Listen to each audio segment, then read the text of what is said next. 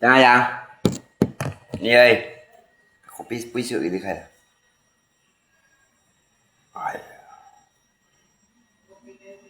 Đây đây đây. Vô là thằng nghe. Này. Thằng nghe con. Ê nghe. Con cứ Đúng không?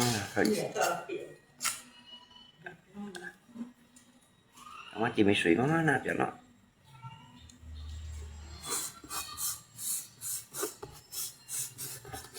Selamat sore. Anyo kak. Dia nggak tanpa lah kong kaki pak ya. Tahu chú dia. Facebook tổ chức đám mừng của trẻ như này sự con tàu tampil selesai dia di Facebook tu dia dia sok bijak sok pintar ya dia kita tahu tujuannya apa juga kayak tujuan nantinya tapi dia Facebook tu dia vì suy nhìn nha tampil selesai komentar nhìn phải share nhìn phải đấy đó chú tujuan này nào nè tôi chú tujuan gì dia mình xem video ra 우리 내 고서 이제 다제가 니 시티바 근데 안 또용 내 cả tổng thầy những nè cả tổng thầy những cái gì mình chính gì mà cho lọt tổng thầy có hà ghi chú trong thảo ra cái tổng thầy lời ra tôi mình nhìn lưới ra tao mình chính gì ra phiền nhìn lưới như là như đó sao xỉu xí mà như là cái xẻo khủng hoảng gì ngàn đến chi nhuyễn cái xịt xùa đấy cái cũng xịt xùa cho nó xin coi cổ mình tập như nó đi cái vụ tạ hồ đúc tới rồi đi cái một cái xịt xùa như nó nha ngay sau khi bị dùng đi bắt này cái tổng thầy đấy lấy phiền lưới đó rần trả ná phiền lưới đó không còn ở thầy bắt mình đâu mà những người tôi khinh nhận đâu chính nhận nào đó chính nhận được là bà lanh nào đó chính là bà lanh nào đó rồi chính nhá im lẹ là ra như mình tí ha rồi chính nhận tờ ha cái xí dùng đi thay tổng phải đây đó rồi cảm nhận phải ra đây lần trả na phiền với ra cho hồ nhìn nhau nè phải đến khi cây chẳng giả trong xiềng này thành đi pan nhỏ ha đi cái hàng ấy chi dùng cái cây tổng phải đấy dùng cái group em nhang nè rồi lần trả na đấy modus đi đâu rồi lui tapi anh xin chào họ anh xin chào cái tầm còn ấy nè anh không dám nhanh chồng bi à cái tép bốn cái cà tùa ngay rồi tép bốn cái cà tùa nha ông muốn gì đấy ghé tụi nhìn mò cái xin sẽ tầm bà lá cái lần xài còn bay nữa cái lặn xuống tép đeo cái cà tùa cái tổng thay vậy đó nó không gì còn mặc cái với cào anh con nghĩ với kỳ tố khen còn với như vậy hả cái sổ lọ la dùng hai phụ dùng á tre cho tạm mình nếu mà đi cái con đẹp anh một nha kỳ tố khen còn với như nè cái này không xèo cung hoang nó lặn xuống tét theo cái chinh đó theo cái gạch đùa đó nó trên xuống tét cái gạch đùa thì lặn hả chiều vung văng đó lặn xuống tét cái gạch đùa nhá mày cái quán này cái group của những còn cái giày xanh tù rồi những bề án chỉ cho còn bay ra chiều vung văng bao nhiêu tét cái đùa đó lấy cái tua vậy nó tay cái loại cái theo đó cái cũng sẽ tầm bảo lại cái thiên thị đó khi bảo tổ chức các cả lãnh đạo nó là kiểu vùng hoang này đó mà ho cái tua bạn cái tua nhá cái xăm nhân xin dân cũng chọn đòi season của mình tắt nhưng phải anh tốt nhất đeo cái của mình tắt cái phải đấy mang mau na respon gitu ali pun gitu ya như chỗ đấy cái xăm như trong cái tujuan này một xả phải mày như thế như Facebook tuổi trong cái cho họ trên cho họ nhìn nè như chim nhăn gì mà cái để đi ngay muốn gì chỗ đấy cái tuổi ketua kayak samnya udah colek kayak ya samnya samnya như chọn chim măng gì mà cái như măng xịt làm bả lạ siêu chạy của siêu khủng hoảng như chọn lúng ghé cái costume atau ghé cái kaos dia như chọn màu đua sao như chỉ cùng như anh hồ nhưng còn ai bài bài thôi các bộ những cá xoay cổ nhỉ bộ những cá thanh nha li ban atau chồng chủ hạ vẫn như siêu khủng hoảng này ngay langsung tanya ketua lo lah ngay làm bả lạ ra langsung tanya ketua lo banyak salen này còn aja langsung tanya ketua lo ya buat như siêu khủng hoảng ya như komentar cái an tao chịu an tao hả liệu của lính gì cái tao sao lắp đến như komentar cái an tao hả liệu ya phải cao với những điều kinh nha như thằng komentar cái phải ra phải lưu ý ăn to lèo ra như komentar cái phải không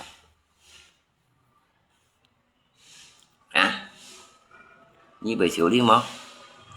như miếng sang thiên nhà nhà san này như nào thiên nhà nhà san sổ xí này như nào tapi nhiều còn phải như nào và đi xa trên chủ như mình chính trong hồ khi mình như trà giống theo mày chịu nhủ đó như trà đây cái giống theo đó mày chịu nhủ như si trà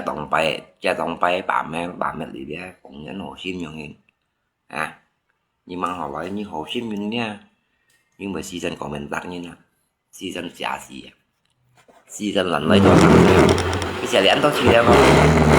đi phun này phát nhiều cái xin nó anh sẽ cái cả tủa cái xin nó anh sẽ cái cả tủa cho thì cả sao cho phim nhiều cái nó sẽ đi ra các sĩ phụ tạo to bị bà chân nó đi cái gitu nó sẽ làm đi ra phản tỏa cũng đâu đó cái komentar chín đó hả đeo bỏ tạ lông màu thì nó cũng là lắp cái chín đó sẽ ngay bài đeo mà sao lắp cái chín này sẽ ngay bài đeo ban này ngay sót như ngay từ một con nhân gì ấy ngay già sót như ra đều nhắc cái tủ bài như thế này bán lại tổng bài đấy và tin như thế này giúp đặng một tiền đấy ở dưới tủ juan nó những buổi tối dưới tủ juan nó đấy có lý như về chịu chút lấy liên kiểu đấy nhưng kiểu đấy chịu chút lấy là bạn đi như Facebook của mình tắt những bài đấy như ta tắt trước tủ juan nó như gì xí chồng chủ hạ chạy tập thêm còn thấy bạn nào chạy tàn và như chồng chủ hạ trong này ở kỳ vốn như sao trong là một kỳ vốn tầm bà là tầm gì mà na cầm còn aja siêu khủng hoảng transfer buat kamu aja gitu Nyona jangan bilang kakaknya cecenya jadi tameng nanti mengharapkan cece Taiwan Hong Kong yang transfer jangan-jangan kamu yang itu ya grup kamu yang jadikan tameng biar kamu pakai kostumnya pura-pura jadi orang baik ujung-ujungnya nanti kamu yang galang dana di tempat lain mengharap Hong Kong Taiwan dan se-Asia gitu loh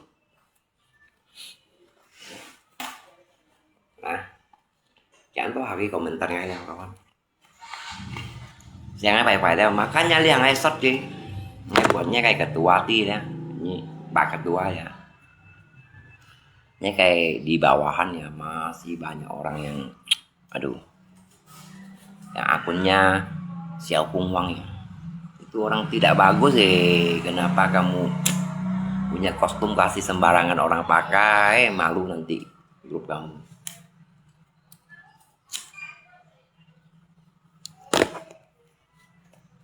ini grup kan Joli Ini kayak kostum pun nyongin cok nyong sampu Xiao Kung Wang kasa Pak Pere di Marco Polo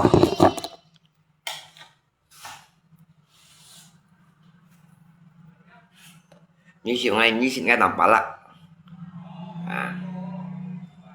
có nhà nó không ngay bên đúng này như nào nó tầm bảo là bên đúng cao như mò let's Xiao Kung Wang này sao chứ ngay post lo hiện ngay tận đấy pun gì nè kawan bila juga di Marco Polo cho bên dưới nè nè ya pak ketua nè tolong WA pun dia atau message pun ngikon atau TikTok lagi pun ngikon dia oh hemai sana tanpa lah mun nhiều nó siêu vùng hoang này thanh niên đi bắn group ấy.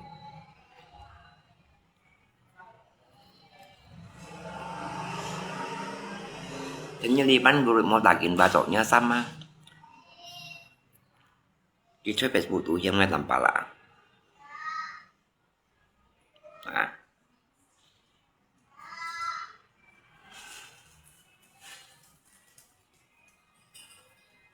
ngay con kêu bị xỉu đi một bên juga ngay tanpa lah gì sih dia còn ra nhiều nhìn phân bộ nhìn bị xỉu đi một cái tụng tí thiện tí chỉ là như tụng dịch chúa mỏi nha kiểu khủng hoảng như còn phải phỏng với đây như tụng dịch chúa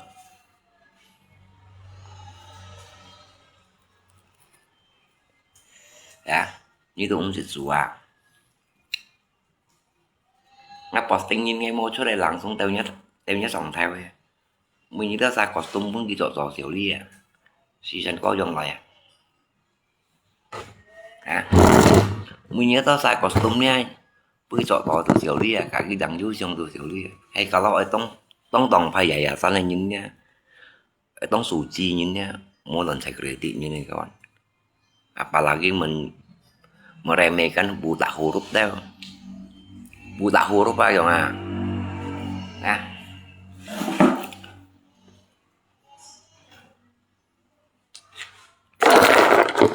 nha apalagi thân hậu khẩu ấy như nó thân hậu khẩu đấy thân hậu khẩu thụ su hậu khẩu đâu là trung buồn su để hậu khẩu đâu là rồi đây dạ xanh đấy rồi hậu khẩu như những xả xí nhưng bị cho chú mẹ sẽ không quan nhưng mà thụ thải có xanh thải họ xanh như nghe thuật như nghe tin tí này mà mình gì nhưng vẫn tầm bá lạ thật như thế như mình tỉnh hát ngay làm bá lạ còn mấy gì gì ngay còn những cái thụ những số thụ đầu vì ngay còn những cái bệnh đi cắn nha sẽ không hoang nha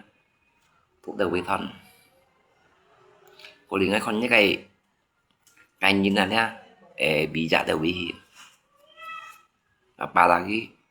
như thế nó lẽ cái yayasan này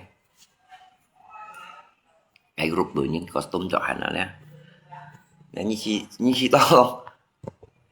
to lòng nè xẻo vùng hoàng nè như chi to lòng mình nhắc theo đó như bạc cái tuổi nó phải đi mặt của polo thì em như mình cái chú hòa như chỉ tầm bà làm thôi đó nó tầm bà lại cái nào post nhiều như anh đang komentar ngay anh đang xẻ bài giống như này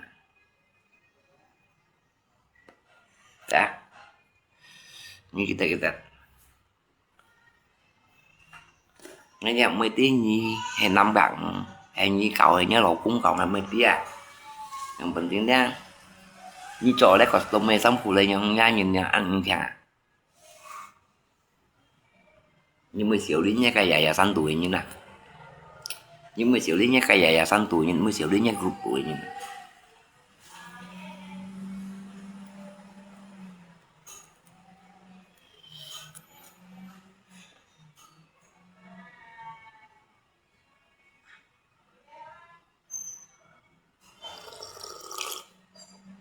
Giba totam pala kaleng-kaleng gitu mah. Ayo như rencana gitu ya nama. Như rencana lai thuộc tiếp cái nào bảo là nói mày. Atau cái như nào.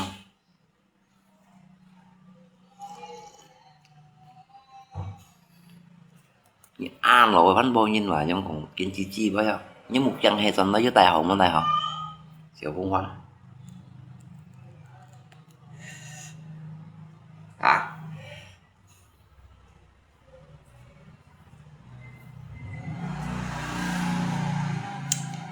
Như đang một chân với tay hồng nhưng ảnh con bị không ta là nhìn một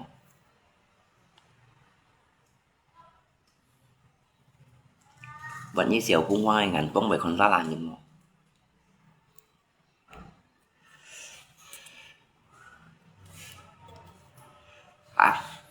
An lo an kurang ajar. Những lộ những cái anh kurang ajar memang sang nhiều thiên tim tùy những thiên yayasan này như lần Sài Gòn bay. Jauh Bungwang. Bay teh Freddy Marco Polo lo kawan. Teh ketua lo. Ya. Teh ketua lo là Freddy Marco Polo ya.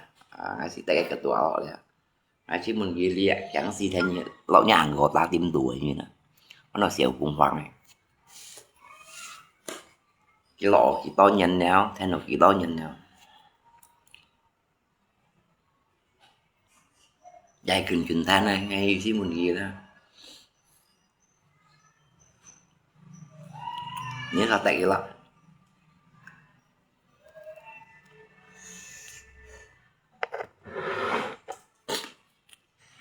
Chả đi nhìn thế này to thế nào chỉ to nha, chỉ xả phải ngay xả kẻ lên nha. Các tao giờ lại bèo đã ăn to họ đều những kỷ niệm của ngày đều là mẹ học xì nặt của mày lép bỏ tạ luôn là lép hay mà sao lép cái xẻ phải ngay kỳ đó lên ăn to họ đều. Cái đi đeo cái đó sạc điện cho đi bữa ngày ăn to lên rồi mà. Cái bữa tối các bữa em mang ngát xe hả đấy. Ngát xe khi gọi lại đấy, dùng ngát xe cho tạm miệng cho gì xí ra. Cho phiền bữa nhìn còn cái dùng hiông còn tay bắt nạt xe luôn cái mà gì xí ạ. Vẫn như Jauh Bungwang ya. Saya tidak mau peduli kau siapa ya. Saya nggak peduli kau siapa. Ya. Apalagi ini seorang anggota tim yayasan gitu loh. Ya. Tại cái ketua lo là Freddy Marco Polo. Ngắt tại lo atau ngắt cả là pitong kỳ pun kỳ cái về giúp juga WA mau. Ya. Juga WA mau ngasih tadi ya. Tadi Hasan Doni. Kayak juga. Hasan Doni có long chuyện gì kỳ pun Freddy Marco Polo nggak mau gisi dia nó Jauh Bungwang mau cái chẳng si lo gang kota. Lo cái tim tuổi apa này dah. Tahun apa? Atau linyan atau songyan atau ciuyan. Kemudian Jauh Bungwangnya apa?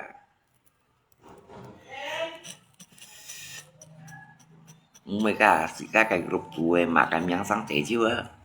Nhưng mà tí mẹ đâu ngắt tầm pala như nè. Cả. Nhưng mẹ đâu ngắt tầm pala như gì còn chân gì á? Ôi còn chân gì thế nào nè? Mua trâu chàng à? Vẫn như Jauh Bungwang nè. Nhưng còn chân gì thế nào? Nhưng mẹ đây nhìn đẹp sao? Như còn bê á, ơi con chân gì à, một con chân gì à. Nhà ăn lẩu bánh bông như nhau còn bê. Ngãn xịt cậu còn nha. Ngãn xịt ốc chi quá lá nha. Ngay ăn xịt lại như khẩu cổ, xịt lại như chèo cổ. Nè. Rồi. Ngay ăn xịt lại như chèo cổ, xịt lại như khẩu cổ.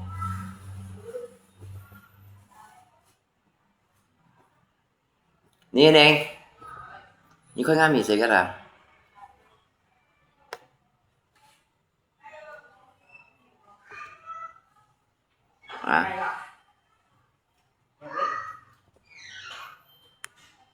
你快看米谁个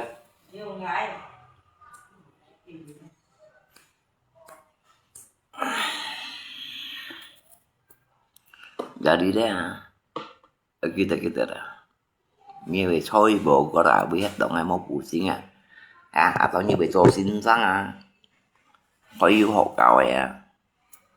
tempat sekolahan atau yayasan HK thông gì mà cái đó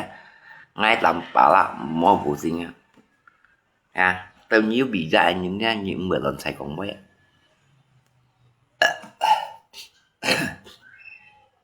Nhận bị ra những 10 lần Sài Gòn vậy.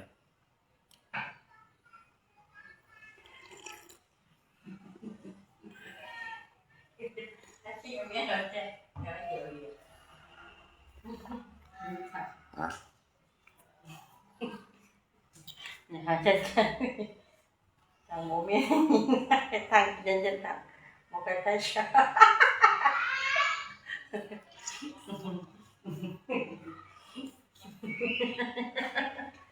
miên này nhìn à.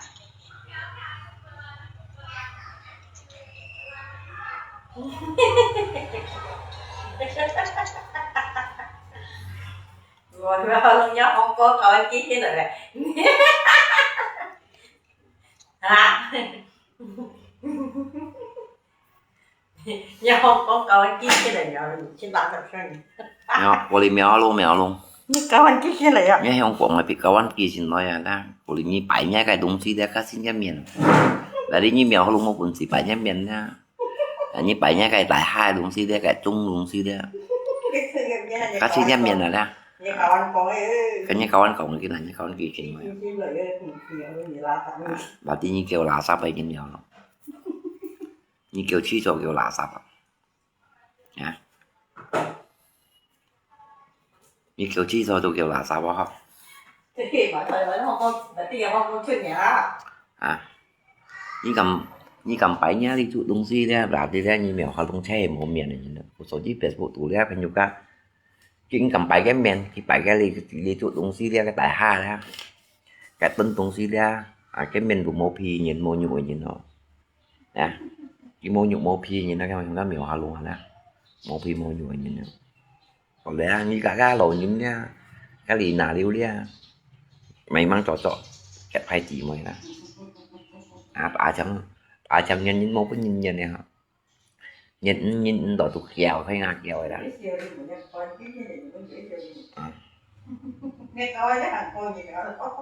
mèo luôn nè như cả cái gì nào điêu ra như đồng ta đồ dịch dòng này như thế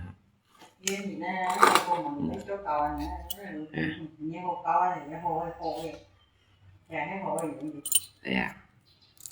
nhớ hồ câu quá này chị xin thôi à kính cầm bảy cái miền kia kê Facebook của bảy cái đúng gì đó làm bà lạ đó kiểu xí cái miền này nhớ hồ câu quá là mèo luôn nhớ ăn thổi câu quá nữa à mèo luôn cho đấy nghe thấy chưa hả cái gì xí đẹp phân đẹp bọt đi à xin chào các ngay phân đẹp ngay phân đẹp bọt đi nó xẻo hùng hoang này nha à và tuy nhiên kan thêm tim nhà sau này nhìn nó không nè xẻo hùng hoang nhá như thiên nhất tim nhà sau này nhìn như thế người xẻo đi xẻo hùng hoang bố giỏi à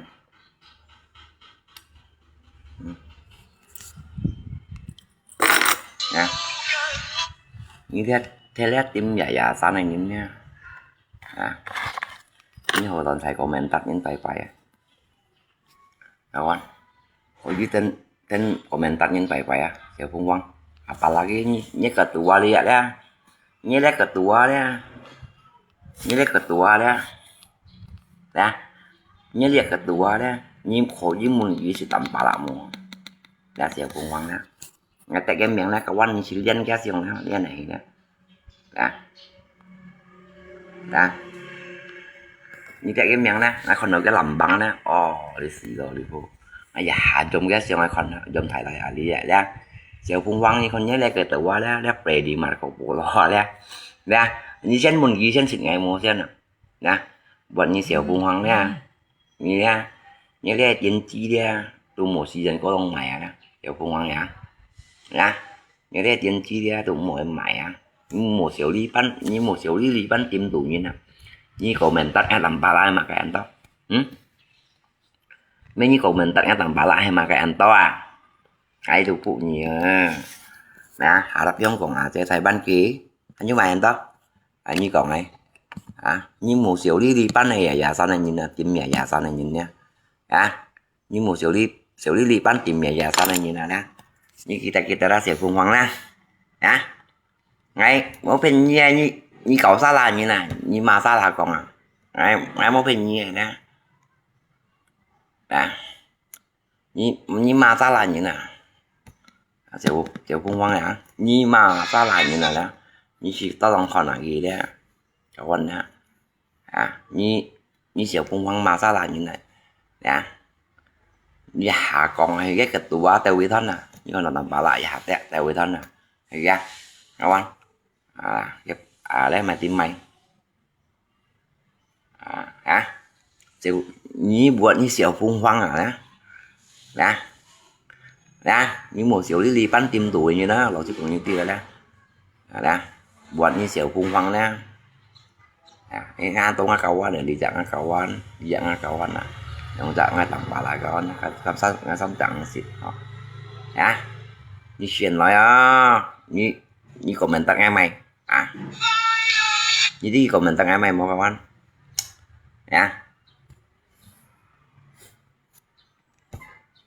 apalagi nih cak tim sosial lainnya atau kayak họ kau ini ho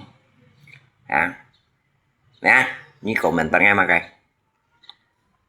ngay kêu phụ nhì nha, ngay kêu phụ nhì nha, ngay kêu phụ nhì nha,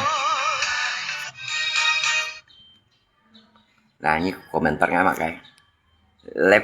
live CC-nya menjadikan Pameng buat balas kasihan AC Hong Kong Taiwan HK ya.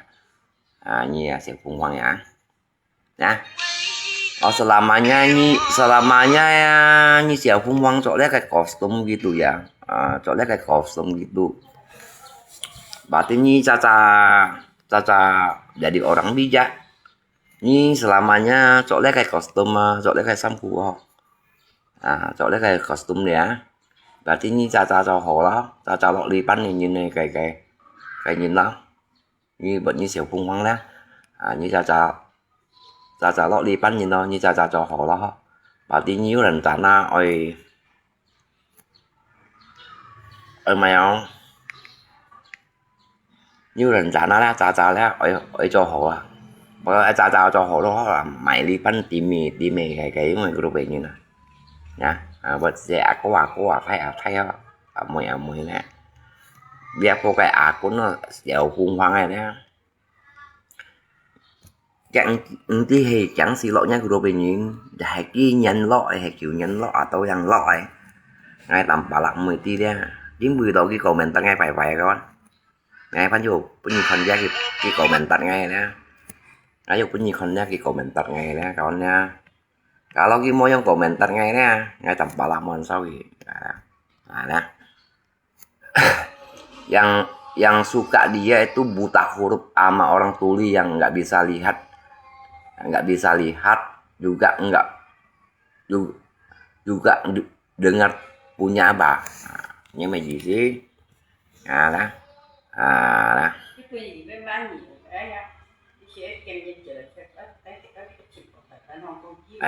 Ali dia sin ali gimana ali akhirnya gimana ya live-nya CC-nya jadi Pameng buat bahas belas kasihan Aceh Hong Kong Taiwan. Jadi dia buat Pak Ketua Freddy Marco Polo ya, buat Bapak Freddy Marco Polo ya, buat Bapak Freddy Marco Polo ya, itu nya kayak timnya itu kapan masuk punya ya. Ini orang kapan masuk punya ya? Buat Bapak Freddy Marco Polo, Bapak Freddy ya, kayak kamu chẳng xí lỗi, pokoknya di depan grup ya. Jadi dia nyi konten sih ngay lo sih còn là langsung tahunya ketua ya, nggak mau pennya ya, langsung tahunya Pak Ketua ya, lah. Langsung tahunya ketua mày yang langsung tahunya tim lo ini komentar tanpa gitu phải mungkin ada kayak mày cái yang này apa chứ chẳng si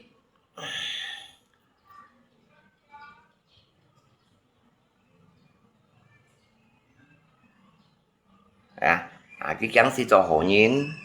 là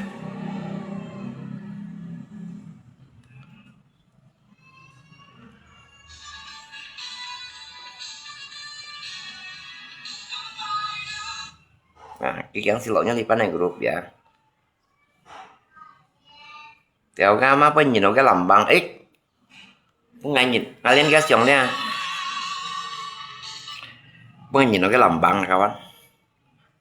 Jadi bunga nhìn nó cái lambang.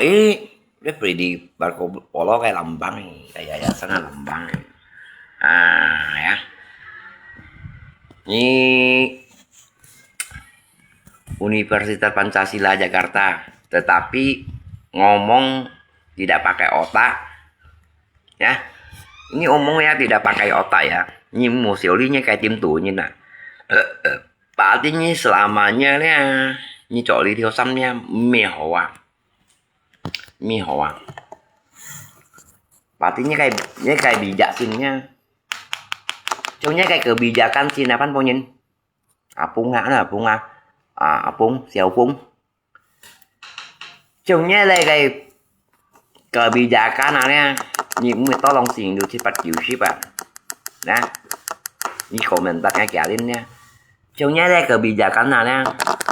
Những người to lòng xỉn được thì bắt chịu ship à. Lý theo xăm khu đây làm bằng bên chỗ đầuกันsuy. Theo lý pan nhìn là nè. Pun si chỗ đây xăm khu nhìn nè. Tục đeo bị dạy nhìn nó. Đó. Đeo bị dạy theo lý pan nhìn nè. Khen khu đây là. Chỗ lý pan nhìn nè. Chỗ đây xăm khu nhìn nè. Đó. Bidang organisasi PTK Indonesia. Nah, fungsi cok di khai xăm khui nhìn nha. Nah, đâu bị dạy nhìn nè nè. Buat như xẻo phung hoang ya. Ya. Buat như xẻo phung hoang ya. Apalagi bisa membangunkan yayasan loh. Ya. Di Yayasan Pratama Tri Raksa. Ini kan là selamat datang PTK Indonesia ya.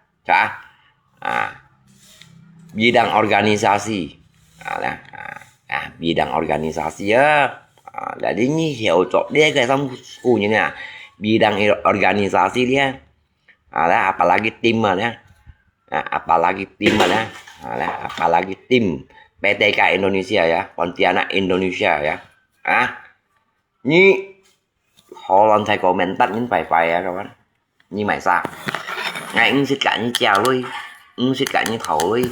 xin cả như chén cô xỉu, xin cả như còn cô phá, ngay tí như này quỷ à, ya, ngay tí như này quỷ à, như mày sao, như mày sao, xéo phung hoang, như mày sao đi ra xéo phung hoang, như cầm komentar ngay mà một chắc, như kêu cầm komentar ngay mà một chắc, ya. Pak Ketua Freddy Marco Polo ya, ini tolong liang kayak ADD ya. Buat Pak Ketua ya, ini tolong liannya kayak tampala kayak ADD ya. Ini tolong liannya kayak tampala kayak ADB ya. Ya. Nah, ini Pak Ketua ya, Freddy Marco Polo ya. Buat Bapak Freddy Marco Polo ya. Dia folnya kan siêu phung hoang này nè. Ya. Ono siêu phung hoang này nè. Chẳng xin lỗi nha Lipan này tim. Kapan dia gabung. Ya. Cái vệ sinh nhìn đâu mà. Nggak seharusnya tanpa latih Lipan nhìn này mau loncai kongboy. Tidak sembarangan punya ya. Kayaknya ini siêu phung hoang ya. Menghina, menjelekin keburukan orang lain ya. Ya. Siêu phung hoang.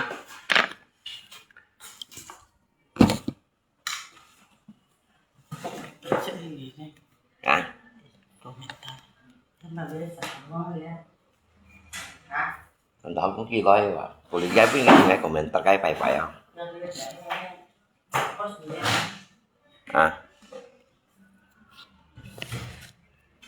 Dia phó là siêu phung hoang bạn nó như tầm bả lại cả xa xí cái mùa này ngay dùng thì phải sang sekali cek deh kita siangnya phải banget. Ini makanya cuma ketua Pak Ketuanya kayaknya nambah mau yang lo aja nih như vậy liang có mà muốn chia sẻ quy cho như này Pak Ketua phải đi Marco Polo như liang có sỉ quy cho như này Pak Ketua phải không như này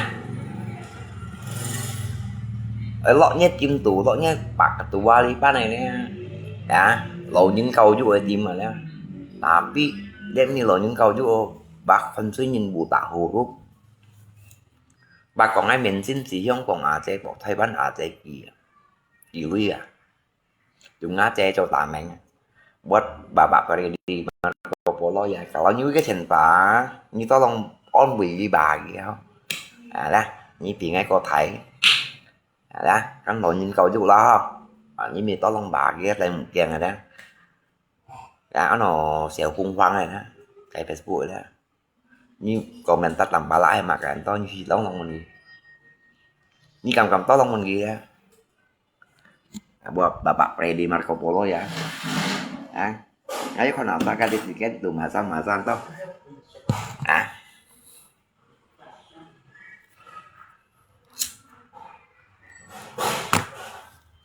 như gì về hạ xa là như thế trong lẽ cái tí thiên thì trong lẽ nhà họ hiểm của về đó nhà hy sinh của về đó nhà hy sinh nhà sau này nhé hy sinh nhà sau này kan chứ nổi thay nổi đi pan à tao với nhìn đi pan nè bà về đi mặt còn bỏ đi pan nè kita tetap juga punya sinto sakai ya hình rồi nha còn lần thầy còn quay lần thầy lời ra nhưng mắng thì tụ ngay tầm bà lại mà ra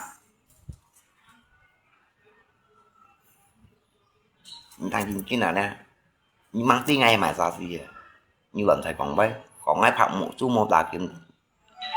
kim đe cái làm men bỏ không còn thầy bắt nạt chơi gì đấy ngay dặn này nói dặn nhất tim mà bọn nhá trên tuổi nhìn hiểu tia ra đưa nhá cái gặn của ta tuổi dưới chậm khen này như nè bọn như xẻo khung quăng đấy trâu như này còn trên tuổi rồi ngày xịt như xịt cá trâu như mà xanh hiểu cho dài xanh tuổi như lần thầy còn vậy ra xẻo khung quăng ngay lần tung tét đều punya còn theo á lọ sư còn ca đe đây như cái cầu mền tắt đi cái đấy ngã chạy cái vậy không làm sao mà để hành sao nhận không tôi chỉ punya theo con nhé bạc cả tụi bà đi mặt có lo thế nhà làm buông đó vậy sẽ xuất lại nhau gì nhé cái costume nha tao long thọ gì tao long cái thọ gì cái mi hàng sản sĩ mình nhìn bà đi pan nhưng nha thay nó nhớ đi pan này nhé phải đi mặt có lo vậy cái mình trên trong ngồi nhìn cầu vô nhìn cao lộ nhìn cầu vô nhìn đi mềm xem nhìn bù tạ hồ lúc đần gì mà nạp bún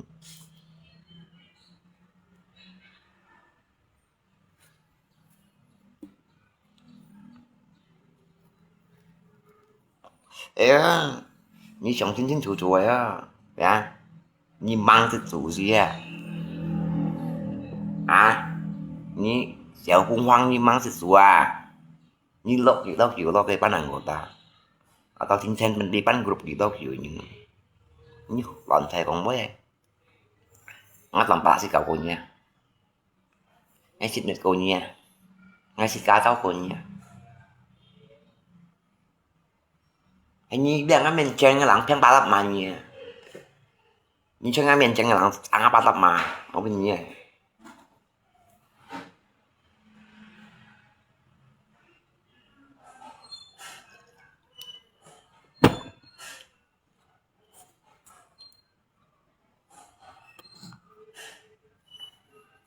nó đang ba lập mà nha mình phải còn mới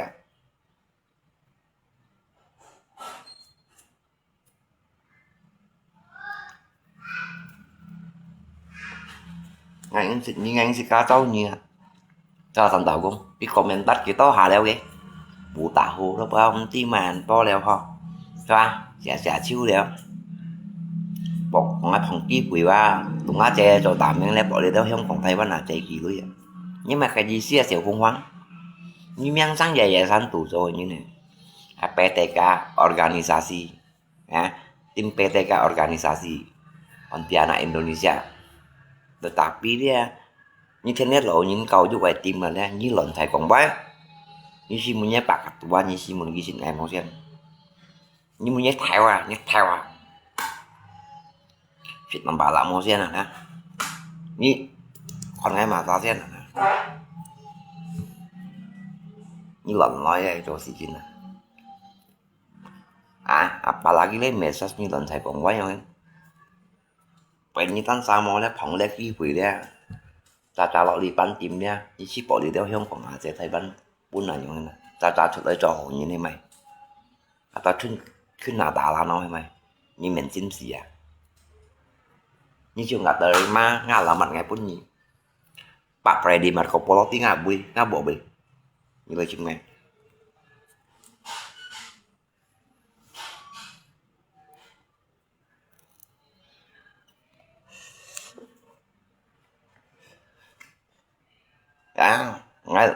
ngay những tầm chút đấy ngay mới nhiệt post nhỉ post ở đây khen group tổ những nha group tổ những tí chứ à những cái gì bắt lá của anh post ở nha khen group tổ những tí chứ à ngay mau pin nghe post ở như thế những cái khen group tổ những tí chứ à như comment đặt ngay phải à còn ngay phải nhận xích gần của như thế thầy chơi cá làm ba lại nhân mô gần của như thế còn nhân mô gần của ngay đó ngay mô gần của như này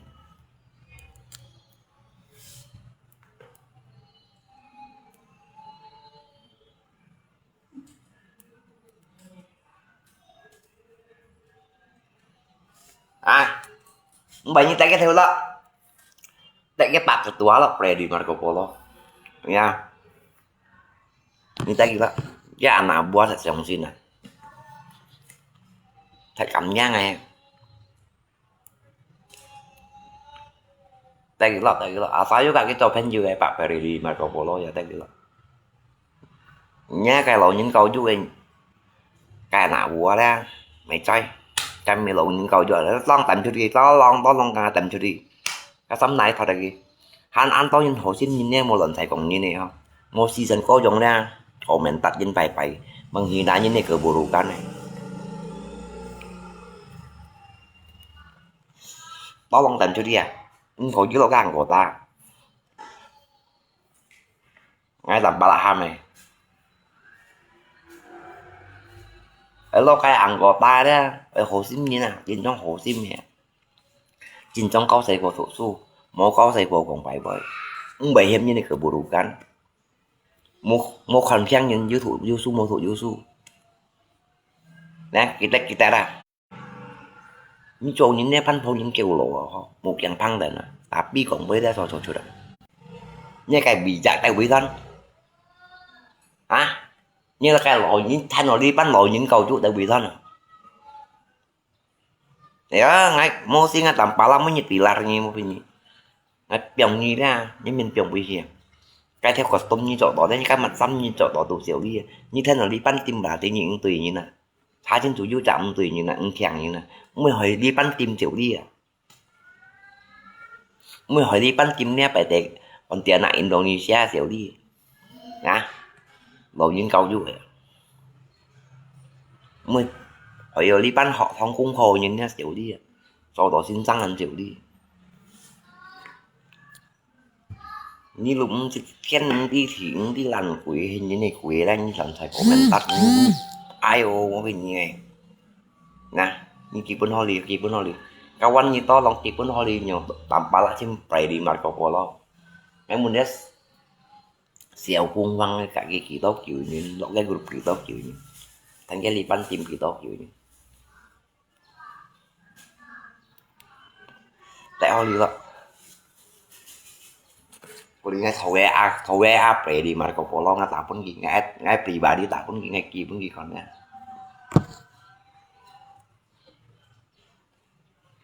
Ki pato tanpa lah kaleng-kaleng ini nhưng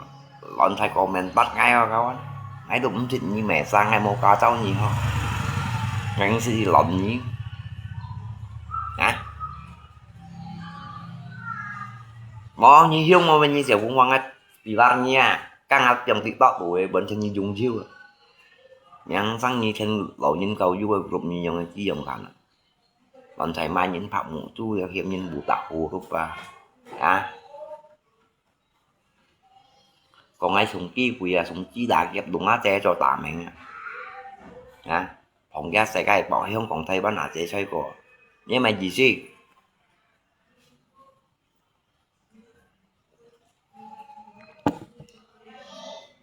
tàn đó cũng ngay không ghi đâu kỳ đó dặn cái anh cho bên YouTube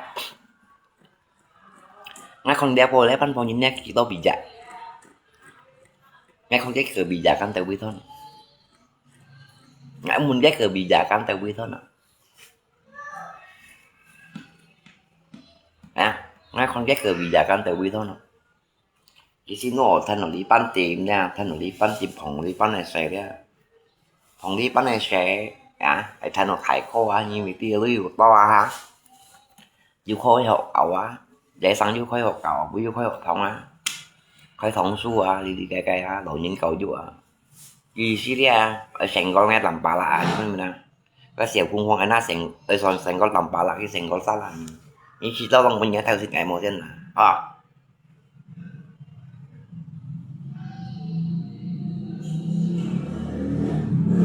Nè, như khi tao lòng mình nhớ theo sự ngày một trên là. Vậy như xẻo cung hoang á. Komentar tolong share ya. Mau sekarang saya sudah. Nhiều theo nổ東西咧，無論係寫事啊，apalagi nào HP lần saya komentarnya. Nhưng một số lý ban tìm đủ như thế này. Như cho ban bao nhiêu nhá, nhưng một số lý ban tìm đủ như thế. Hay có léo hiểu thì group dạy à sanh thân group dạy à sanh như thế. Chỉ cái trả gì qua social là. Còn vậy một lần nói. Một phần suy nghĩ. Một còn phải như này cứ buru kan nhí mới tolong xin để cho các xăm tolong thật kìa chịu đi như tolong thật kìa các xăm nha nhưng một mình đi bắn tìm tù nhưng chịu đi bắn tìm tù nhưng một còn phải như này một xì quy vào những câu vui tìm nha một còn xì quy câu nhân xe bò họ một lặng xuống hiểm nhân bù tạ hồ lúc như tí gì bù tạ hồ lúc như câu cái tụ xua câu cái nhìn dịch A B C D cho câu cái nhìn dịch thông xua và tuy nhiên nha xèo cung văn nha kẹo như chính chẳng kẹo anh bị hiểm nhìn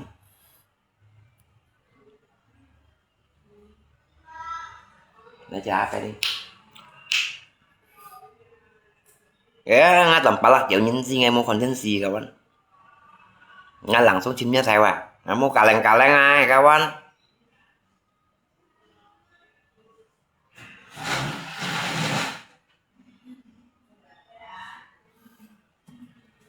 ngay langsung chimnya theo gua bapak Freddy Marco Polo lihat kok yang siloknya anggota tim kapan ya tanggal apa tahun apa namanya Jia Hongwang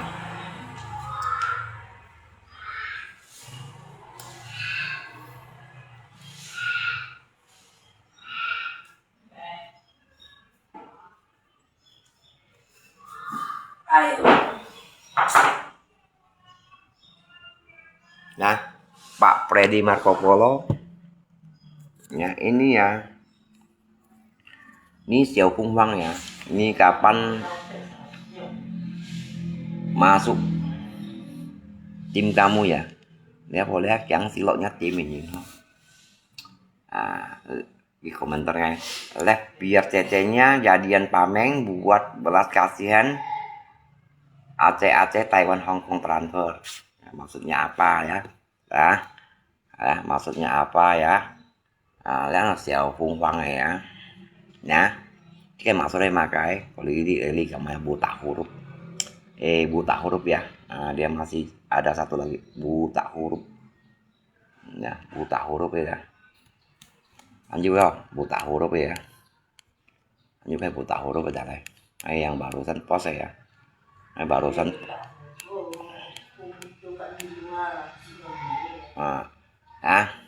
phụ mụ chú là cả những lúc này sẽ đổ làm bà lại atau trong xin ngày đấy ya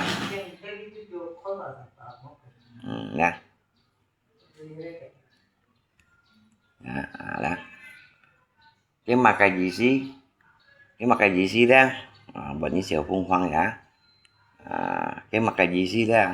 ta chơi bên juga ya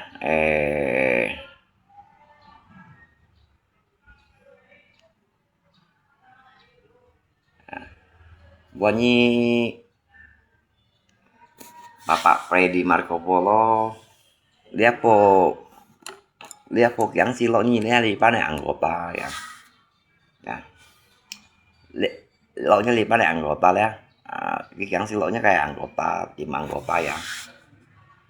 dah dah nha lihat ini kostum si cok nó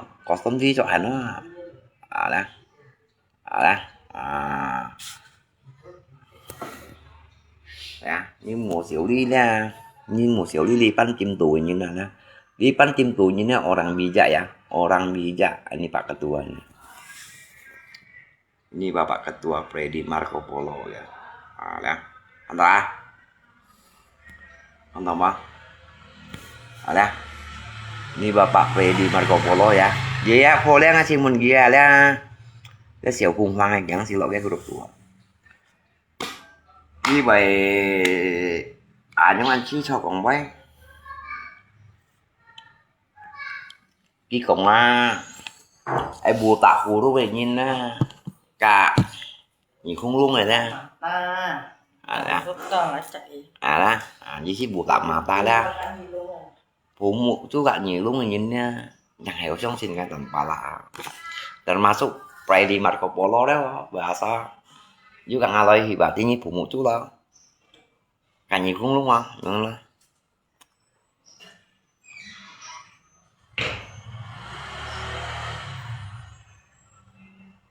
ini sih tahu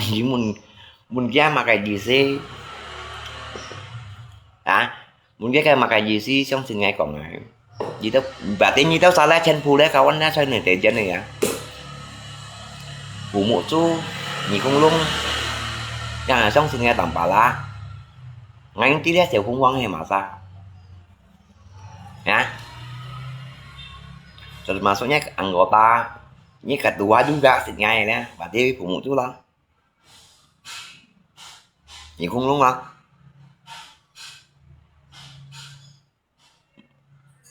kawan bệnh á cái lẹp như tông kịp cái tí làm xong tành lại cái miếng nó sẽ khung hoang này nữa kalau cái cầm khí chút lại nhưng cái theo tạo thành bản này cái bạc kedua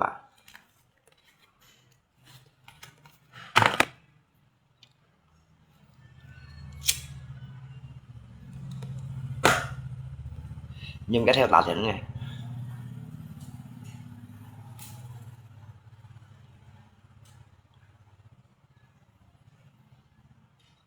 ngay con gái phanh bao nhiêu chỉ tao bị dài nhưng ngay con gái cái ly màu sống nha cái cầu dụ đều bị thương dịch thì khói xoay không nhìn con xoay nhìn nhị không luôn hem nhìn nhị không ngô cùng mộ chú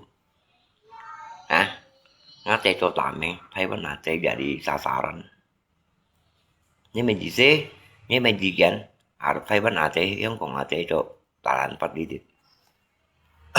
nhưng một bữa khoai chạy mà như phải bay ra anh nó đang nghe khoai chạy mà như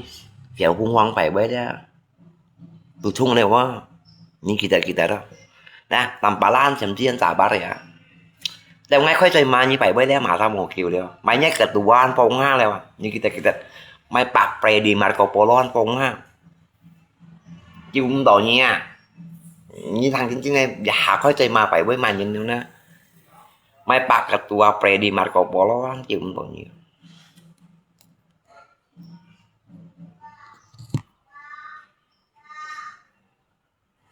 chịu cũng đồ nha cầm còn những tiếng vàng ngay lặng xuống lại bạn nói còn ngay mấy siluman chịu cũng đồ nha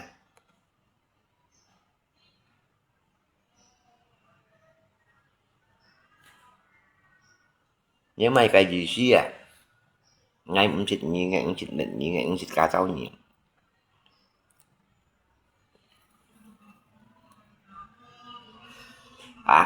như tôi kêu thầy liệp đó kêu thầy tầm như thế mai lộ phụ tầm giống còn mình tắt ngay ai ngày mới tiếng như mày xa đó ngay trong em bạn á bút hai như thằng xe không có gì gì ngay trong em bạn á xe quay ngã xe học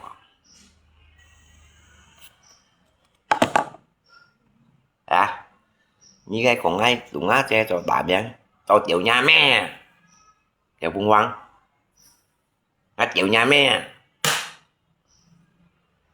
ngay thì có thể sau rồi một xíu á như kita đó แต่ว่าค่อยใจมาnhững kiểu nhái Messi xuống rồi nè hảo là phim còn thấy bạn nào chơi làm vật kiểu nhái mẹ kiểu Phương Quang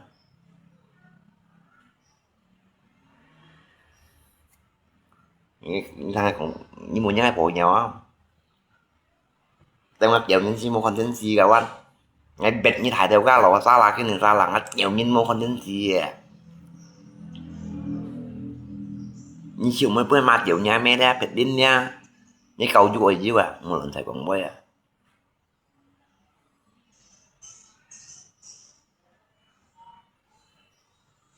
นี่cầu vui theo nào anh ở dưới à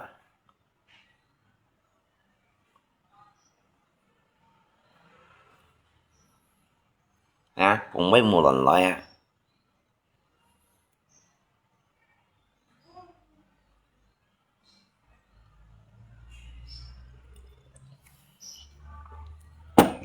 thì cho như cái bờ đá như cái bắt tỏi đấy để ngả làm mặt à vậy như chiều phun quăng à vậy như chim bí sáng chiều trong gần nhiều đấy vậy như chiều phun quăng đấy như chim bí ngả làm mặt để ngả tầm bà la cái làm mặt à đấy à anh những cắn như cái nhát cái tua này á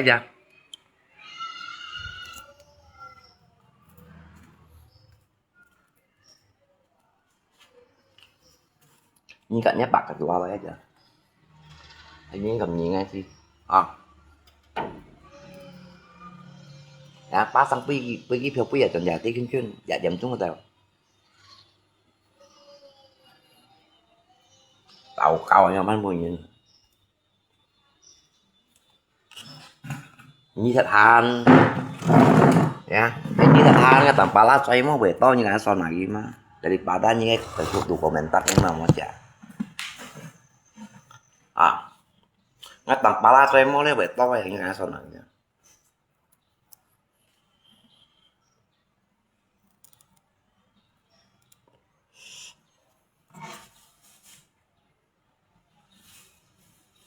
à như tao không cái son này bà cái lúc ăn ta tuổi như những cũng bấy à như ở lúc ăn ta tí mình như này thế này vậy à xanh như lợn phải cũng bấy nhưng mà chịu lý như cái group bụi như này chịu lý như cái tim tuổi như này nha lộ những câu chút tim tuổi như của thế này costume chọn này như lợn phải già xí à như mắng thịt sủi gì à như mắng thịt như nào bảo thứ nhất là cái cầu dụ đi à hắn mang kiểu ạ vậy thì hiểm nhân phủ mộ chú à nhìn không luôn nhỉ trong xin như làm bà lại như này là thằng làm bà lại bởi phủ mộ chú cả các nhìn không luôn nè này ở trong xin làm bà lại như cô lý đấy à như cũng ai dùng á che cho tạm mình đấy bỏ đứa thầy bắt á che sao không cũng á che gì à xoay cổ nhưng mà gì gì nhưng mà cái gì gì mà sự nhã ba cái đồ à maksudnya apa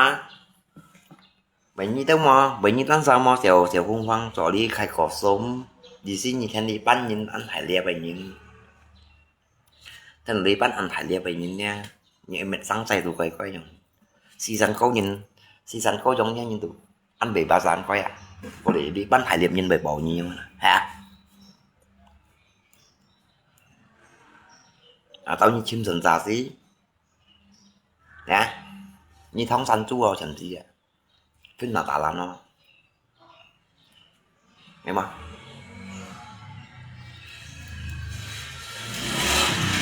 à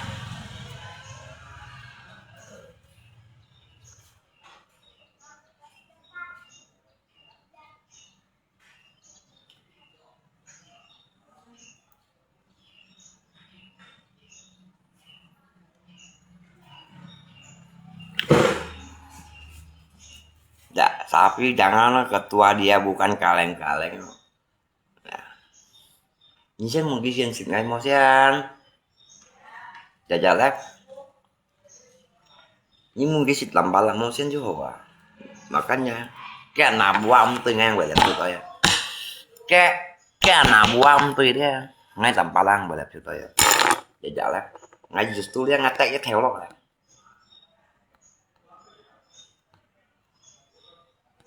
Ngay tầm pala ra, ngay tầm pala tay cái theo đó.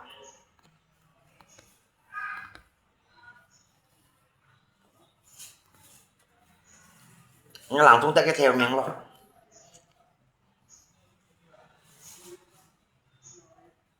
Tay cái ketua biasa on pay lui. Chụp lui on pay lui mình lui chụp lui vậy. À, sponsor leo sponsor cái. Pak Freddy nhà nào bố ba quay ăn lo so ăn chi trò thân nhà đi ban lẩu những câu chỗ đặc đi cổng với ăn chi trò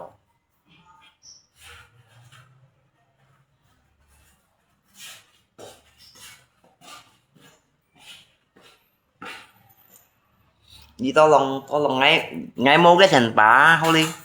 làm bả là mua cái thành bả ngay mua cái thành bả ngay mua cái thành bả mua cái gì à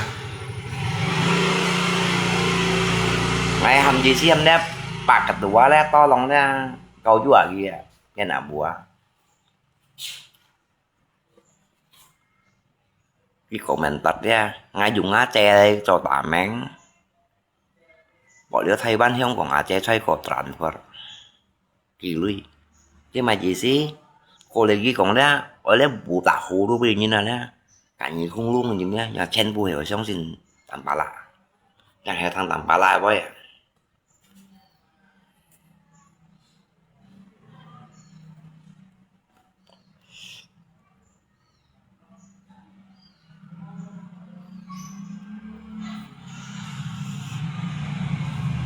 nhưng mà ghi bẹt cha đây mày Sẹo vuông hoang như ăn xong như bẹt chặt đó à cả nhá như bẹt chặt đây đó à như Sergei aja tanpa lah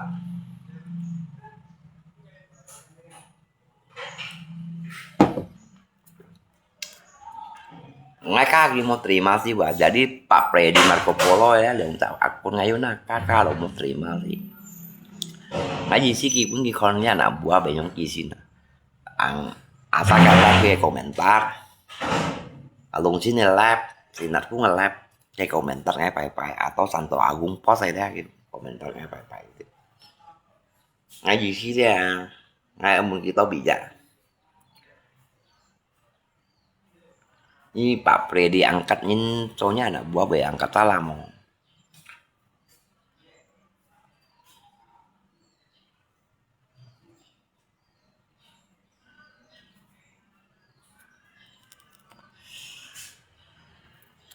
Aku nyucoy sia aja nailing apa bosan kau lah tiap hari keluar di medsos cobalah kerja ngay trâu sẻ ngay mua nhá bụ cho ngay vui trâu mua trâu đấy ngay mua nhá bụ cho ngay chân nailing apa như bạn thúng ngay nhá bụ trong ngay nhá bụ thầu à ngay nhá bụ trong ngay nhá bụ thầu à như chiều cũng xì vẫn còn như hắn phải tặng anh ra à trâu sẻ cũng trâu sẻ đấy không có như chơi gì à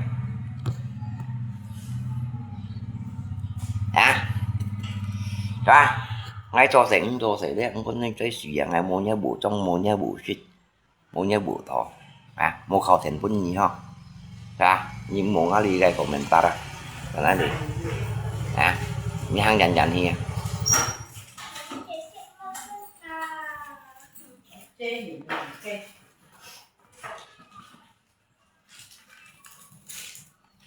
Đấy với ngay mình sẽ cái về tắm Pak Freddy Marco Polo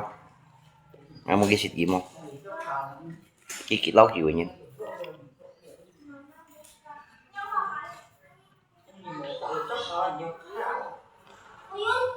đúng nha nó sẽ nạp nó có một cái chốt to bây giờเขาเรียกวิจารณ์cáiคนPak Freddyวิจารณ์อย่างนั้นแตะหรือแตะนะ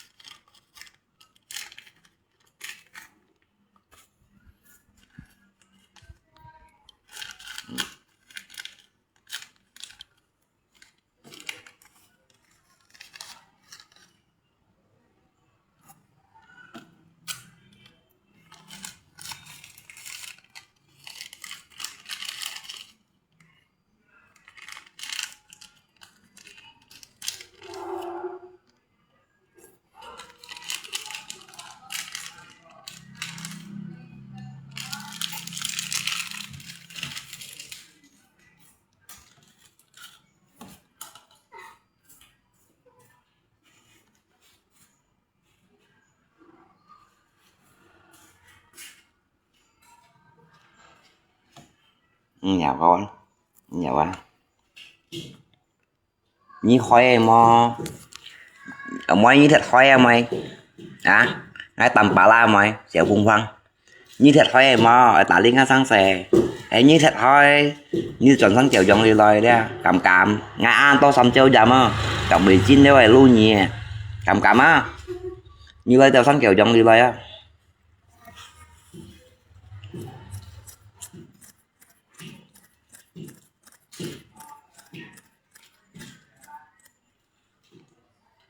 ấy như thật khoai đấy như cầm cầm trần lời á không à cầm cầm trần lời á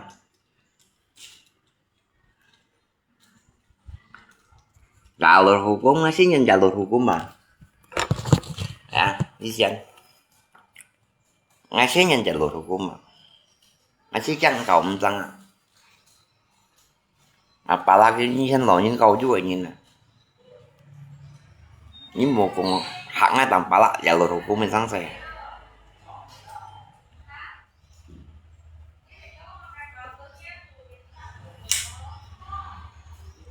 ya ngasih nyen là jalur hukum mà ini komentar mày chỉ phải là jangan phải mày tới udah saya dikasih loh à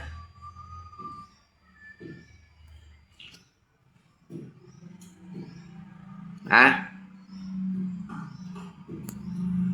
udah saya dikasih loh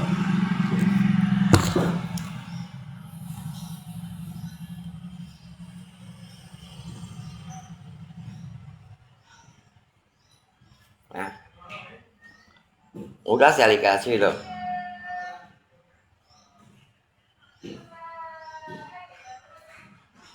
à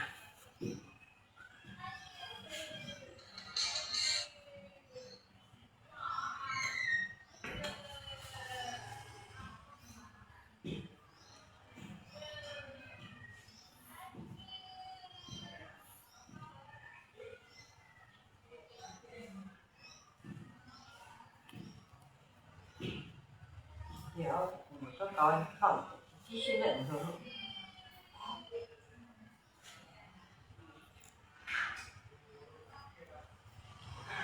các ghi sáng này phụ mụ chú như gì gọi là phụ mụ chú đây phụ mụ chú đấy phải không phụ mụ chú ấy nhìn nhận ở trong tình hình gì gọi thì sai nãy rồi giảng cho đi nhá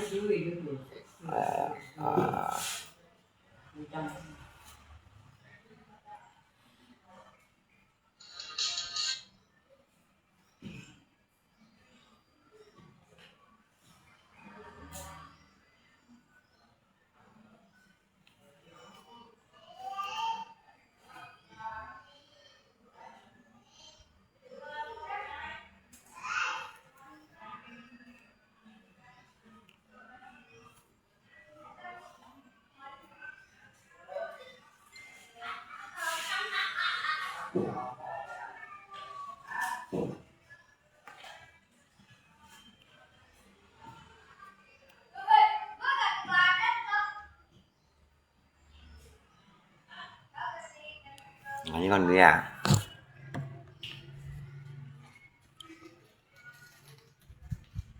ya yang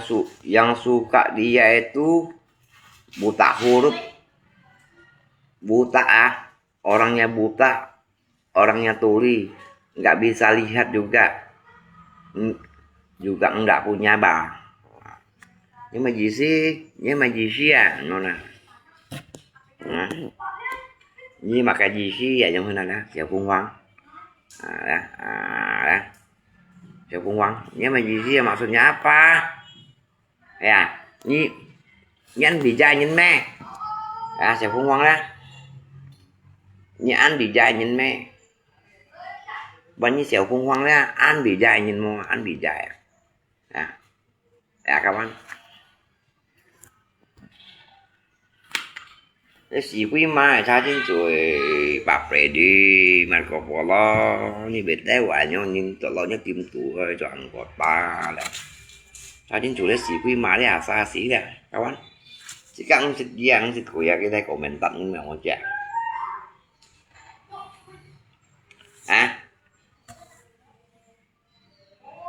bao nhiêu bantu là cam cho đi đấy như bantu là cam cho đi Santo Agung như rồi công thuật đi muốn ghét cái mặt quả số đây mà cái như nhiều thân thêm nổi nhân cầu chú ở nhân ha như vừa lần xài xả xì đi ra à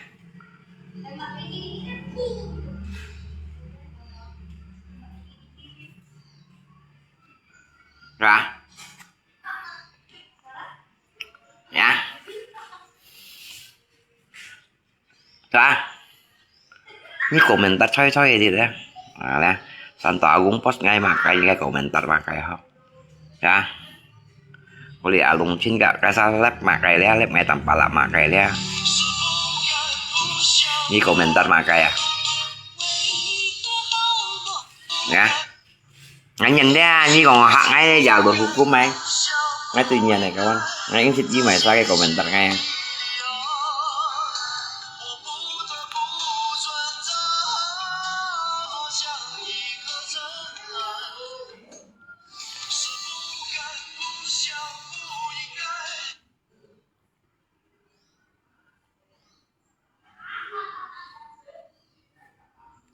đi sen sẽ dẫn theo kinh nha như thằng sẽ giả lột hukum mấy chẳng như sống aja lah sẽ dẫn theo kinh như thằng sẽ cái giả lột hukum ngay chẳng như sống aja lah ya ya ah chẳng mau daripada langsung percenmennya teh ya ya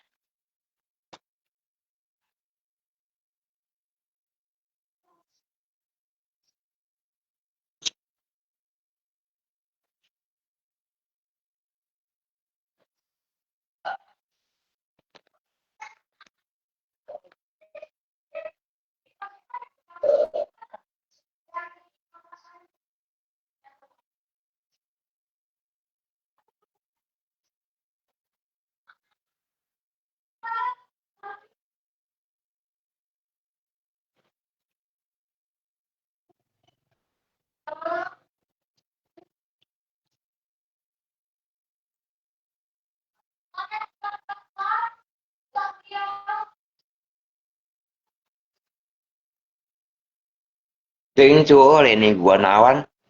saya bukan orang begitu ya saya bukan orang begitu maaf saya bukan mata duitan Reni Gunawan tampala milu miana mi trong cái phụ nhân nha tung ở tung còn lê nó muốn cái mặt thôi mà cái ya ini tenggol ini saya nggak pernah menjatuhkan ke kamu tidak pernah jelekin ke kamu dan gimana pun kenapa nih sampai tenggol saya gitu sok bijak sok pintar dan gimana pun kah apalagi yang tinggi Maisa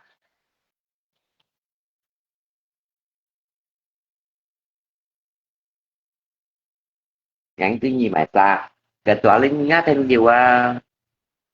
ya như bà làm pala atau như còn langsung mitegar aja dan gimana itu mungkin như Maisa đi chèo cũng quăng hay Maisa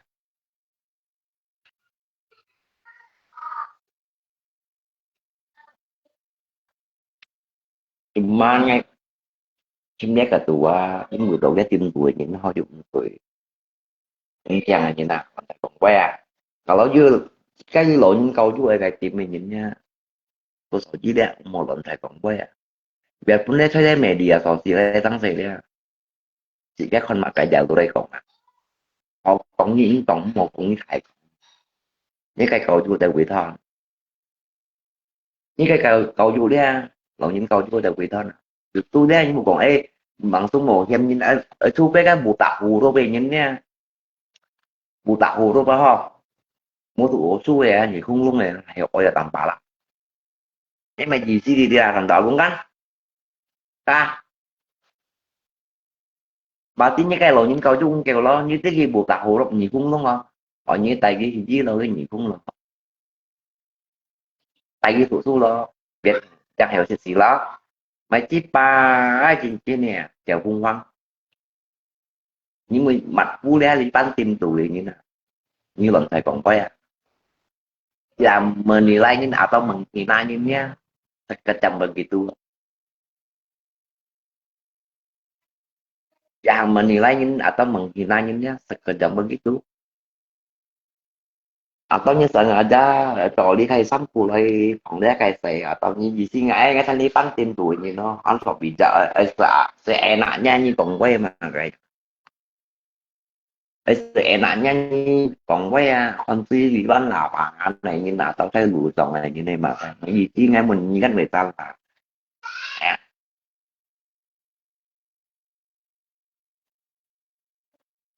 sesuka hatinya kung may ba ya dan pertanyaan mo si kemanusiaan yang ah,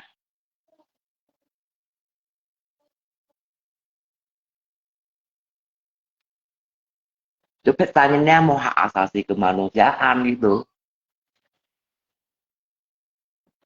Ah, ini còn giàu là hukum anh nhưng mà hỏi xem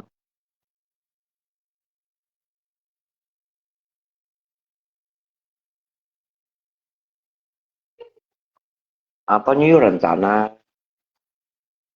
rencana mau menjatuhkan sesama manusia politiknya keinginannya dia membangunkan satu tim gitu loh.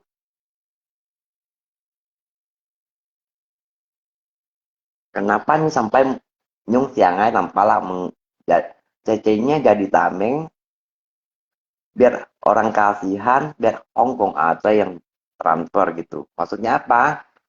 Xiao Kung Huang ya. Maksudnya apa gitu? Saya pengen tanya maksudnya apa?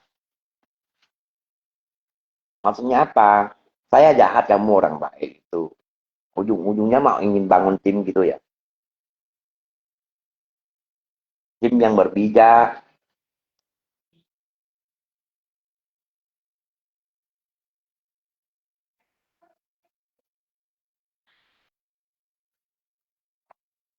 Ini mau nyanong lên đó. Cái hè lắm không? Boleh kan nhiều halung đâu nha. Cả các lì nợ liêu đa jadi nhi động soalnya biasanya phải khẩu chứ mà không cách ra cách cô hay nhi động pha không xích nhanh ra nhanh cô hay đeo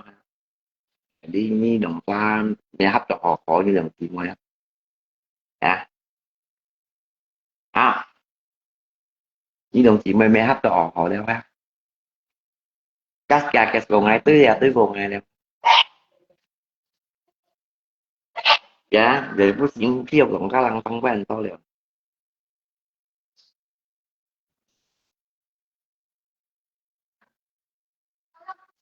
à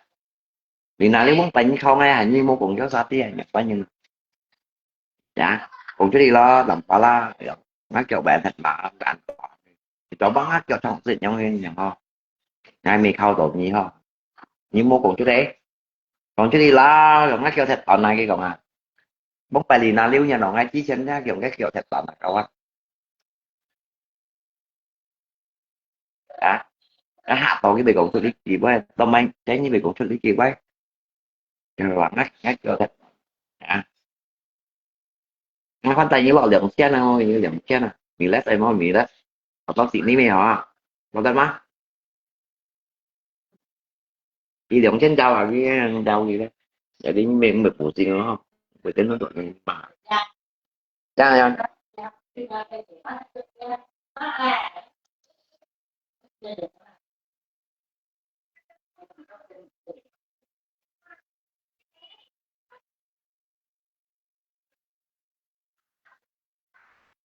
hả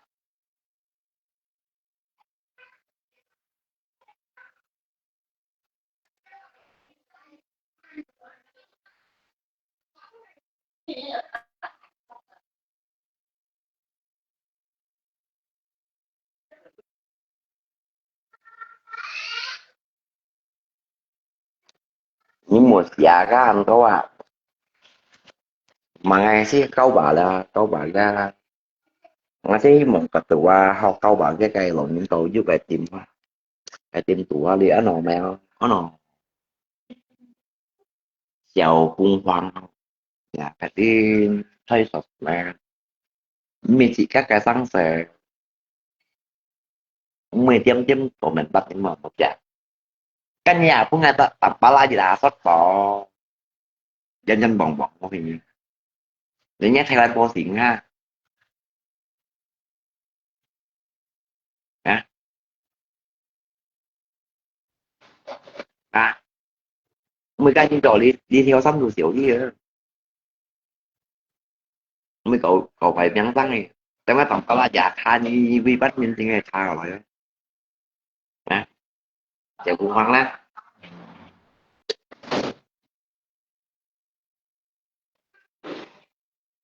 như còn ngay phải phải jangan như mấy cái như lùng lý bắn tìm mấy tăng phụ lại cho bạn đấy à như bề theo cũng hoang ai như bề đúng lý bắn tìm mấy tăng phụ lại bạc cái tụi bắn tìm mấy tăng phụ lại chỗ đó thì là lúc thì cả hồ nhìn theo nhưng mà janganขึ้นหน้าตาแล้วเนาะใกล้ไข่กันรีบไปสู่ตัวmới cái gọi cho xin tàn neo ở cổ xin nhận neo về mất theo cũng hoang mày mua à nhiều còn ngay mới jangan nhà nhau như nè theo cũng hoang hả á nhiều xe tầm ba là phải là jangan nhé cái sim bên tổ xe những người này nhá bằng chéo đi hậu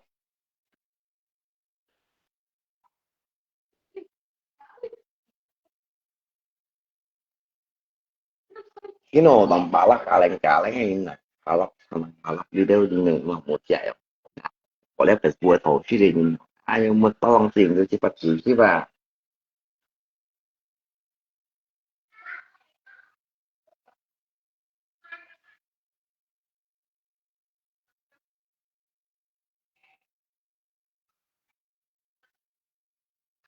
aku udah makan belum mà bảo là có cái tuần an coi cái tuần an coi ngay những cái tuần tủ thuốc à kawan nghe mau ngasih ya ngomong ngasih tủ thuốc nào đó jadi dia ngai mười tủ chéo trong thì nói an coi cái tuần tủ thuốc nào là có thuốc nào loại không ngài mau ngasih ở đây thêm thuốc nào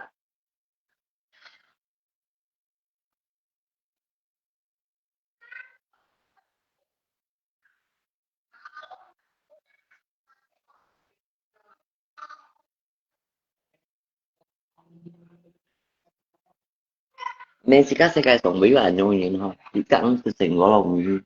bảo đây thấy nó thấy tim mình như nha si cái nó thấy kedudukan tim ini atau membangun satu tim ya. Ya, sebenarnya kalian media sosial itu jangan sembarangan ketak-ketik sesuka hati kita kan. Nah, kita jadi orang harus memiliki perasaan ya. Ở dưới perasaan là như là một cái thì cũng nè, như sự cũng là biển đỏ, như nó chỉ biết như chỉ theo biển đỏ học, ya Bang ya, otak kamu ya, kalau di lutut aja gitu ya, kalau di sini ya. Ini kan Nosilia, ahli biển đỏ, theo ya, còn với môi dùng Nosilia.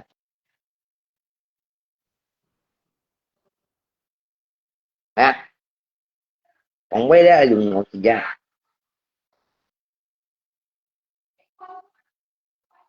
dùng theo nồi còn mà, ya. Misalnya dia yang si doheu kuyo, ketak ketik si tidak pikir, asal nggak bisa menghina, hina sebuatnya gitu ya. Ya, Pak, Ajak juga. Ini ini ini dia Xiao Cung là đó, Xiao Cung Hoang này. Ini còn những chi tiết nha, như đồng nội ya. Ya, waktu ini komentar isinya ada pakai otak enggak gitu. Ya. Waktu kamu kritik menghina saya, ada pakai otak enggak? Cứ lùng nó xí moa lùng nó xí siapa tinggal komentar gimana. Ah, apalagi kita nanya pun ada tanya besok dia. Nyaan loh, kamu udah tua loh. Udah tua, ya. Udah hampir 60. Masa sembarangan ketik. Waktu kamu komentar saya jelek-jelek, ada pikir nggak pakai otak? Nah, kamu bermain HP mencari masalah atau mencari pergaulan atau mencari teman? Saya coba tanya. Saya coba tanya,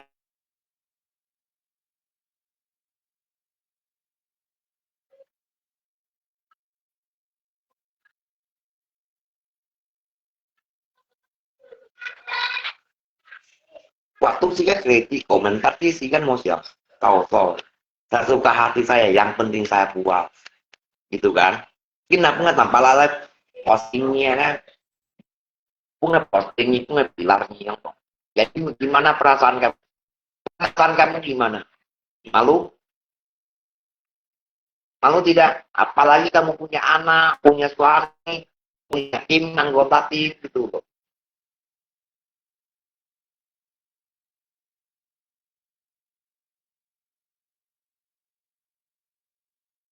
Nah, Julia kan juga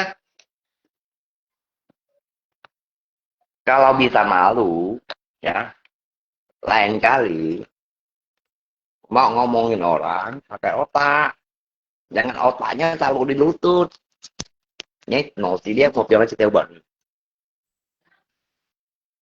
Ngay dân kia tặng tarang này kawan. Ngay dân như siêu khủng hoang đấy. Tarang này. Ya. Jika yo kan kalau những câu juga berubah ya. Mulai là tại cũng em yang tuh lo những câu juga. Ya.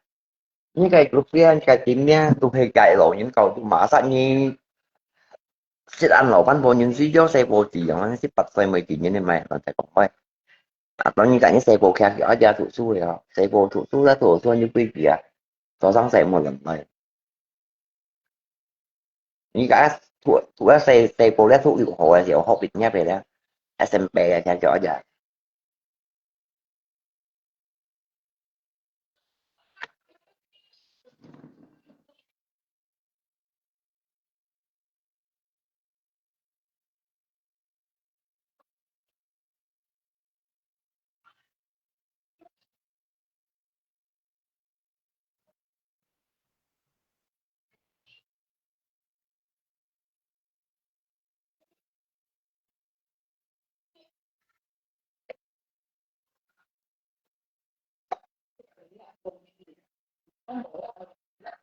ini yang sabar kawan Lenny Gunawan ya ini bukan bilang sabar ya jika sabar ada batasnya makanya jangan sesuka hati dia jika jadi orang gitu yang menginjak injek menghina sana sini gitu ya nah jangan sesuka hati kamu mau hina tanpa lah wah waktu saya menghina dia sesuka hati saya. Apalagi saya nggak kenal kamu ikut-ikutin bully orang gitu. Kamu tuh siapa? Ya, kamu tuh siapa? Namanya ketua, ini anak anggota baru apa bukan? Dia xin tổ thanh nhàn của tai mà cái tôi xin lỗi những atau thanh xăm nhàn tin nhắn atau đi dựng nhắn không chẳng không nghĩ ra rồi về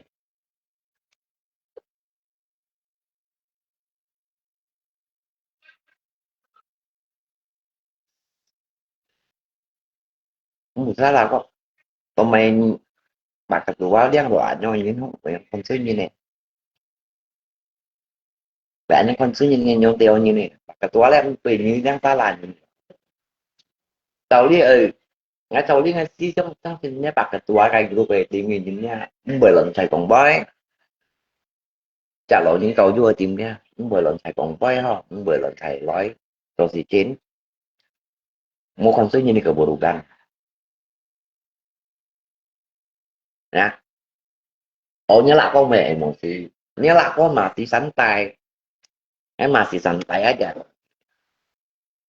ya nyala kok mau emosi nih cuman ngay bà rằng ngay đã lộn những cái Sài Gòn như shit vì ngay cả nhân chỉ rồi nhiều chân lộ những câu chứ đi pan nhìn như lộn Sài Gòn à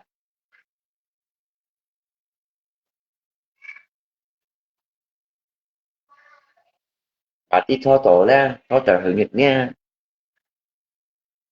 ini vẫn là thụ su ạ. Nhất su là thụ kiểu rồi. Ini mau thụ kiểu. Nah, apalagi kami cok trả lời những câu chúa xin sang những nhiều cok. Cok cái như vậy thu học thông mà những bù tạo đó đó. Như vậy thu học thông hiền những không luôn mau bù tạo. Như hiểu tin những cái bù tạo đó ta. Kamu harus ngajarin bukan menghina. Ya, bukan menghina.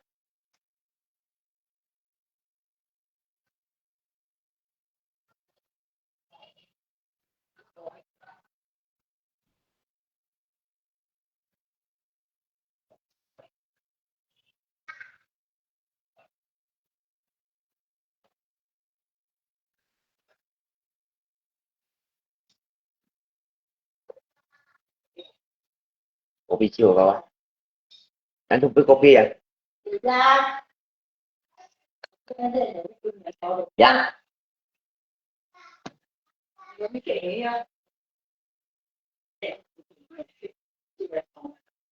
penting aku ngisi mendingan cowok terlalu itulah kepala. Ngay ini còn terlalu kawan nghe sự quản nên chị cũng phải kia lượng ra không cùng ngay nhìn chỉ còn cái cỡ thịt bẩn đó mà ai bảo lại rồi nó cỡ thịt bẩn này nó không hay mà cái gì xí nó cái cỡ thịt bẩn nhá nó cỡ thịt bẩn mà nó xong rồi anh chia cái về còn cái gì phải lấy lời như nào không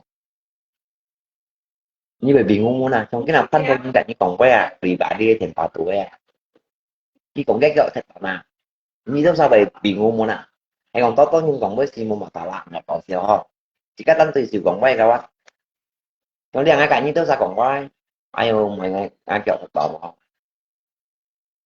chúng như thế sao bởi vì ngu muốn là như thế nào mẹ vậy chứ bởi vì cũng không có được thật bẩn không anh mày gì xí nhân năng việc đấy gì đấy á ngay chiều ngay mình xây bộ chỉ á lần thầy lấy còn quay à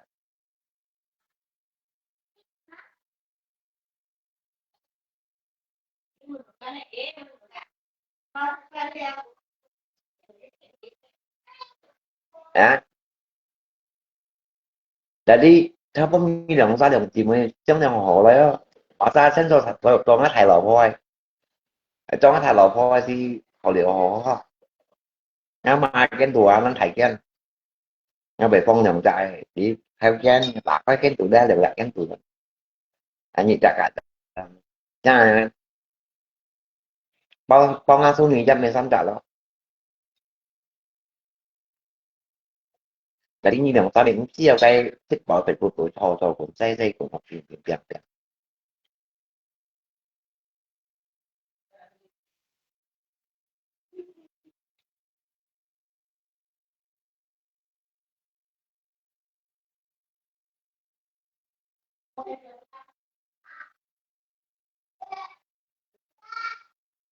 là số đó rất hebat à ngay bingung mà ngay đầu quan chơi qua câu trả lời không thể phân xử chân có những cái trăng lại trăng gì hebat ngay đầu có là cũng thể trở chân là thằng những cái nhìn và cho nó thì ngay đầu có biết nghe loại là dân bụng jadi ngay salut ngay đầu có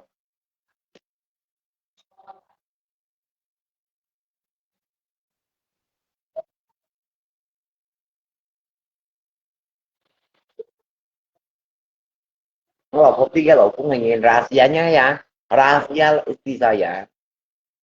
dia percaya suaminya kenapa suaminya tidak mau main cewek itu ada apa-apa terang-terang kasih dia lihat itu kalau dia ngay tampala ya selamanya saya tampala main Facebook atau gimana ya atau main HP ya saya tidak pernah kasih kunci atau pola kalau ada kasih kunci atau pola itu pasti banyak rahasianya kenapa keselingkuhan takutnya ketahuan gitu ya banyak simpanan di luar takutnya ketahuan oleh istri không nasi cái HP ngay tầm có lắm nó còn đi bộ la đi về đi xẻ cái bắt đi bạn anh muốn mày cậu anh chân học phải du gì vậy Makanya orang yang jujur kalau kau sangat HP teleponnya không chịu à. Jadi nghe mau liêu người trai như nào của xì à.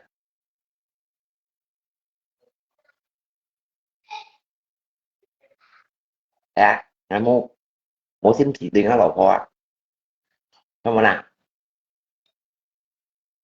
Như đó ông ấy thì ngã từ bóc dù như gì không ngã tầm bả lại nhìn nó như đó. À,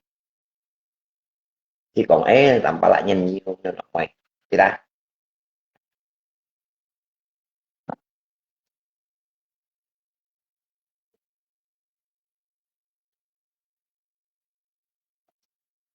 phải không. Nó có như lượng tạ lộ nhưng còn phải ngay bao một tạo chuyện sát tự nhiên của ngày ngày phố nữa. Đấy, dịch ra đồ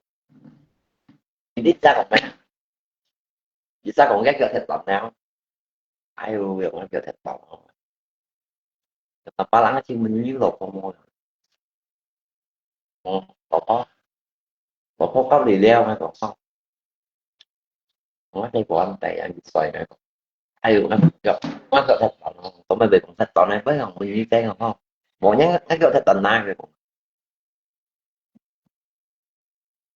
là tiếng nghe bị ngon á nhớ luôn như cả lì nào lưu trên không ai mình nhớ cái còn cái kia jadi cái kita xoay ada không phải bạn malah còn kiểu gì ngọc ấy mình mình xoay đâu 55 tahun.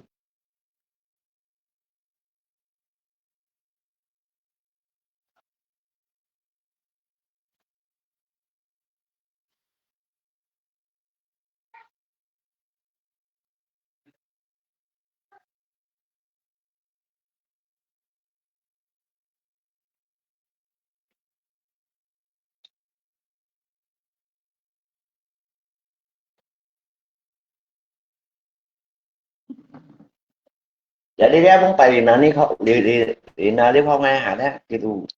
những buổi tối tươi xong tùy ha hay là học quý đó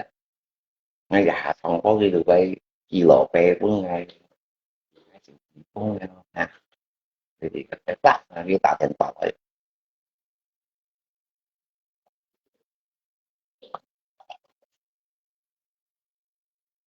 mình nhắc phải thì mấy mấy còn kẹo hiện thì mình xoay đó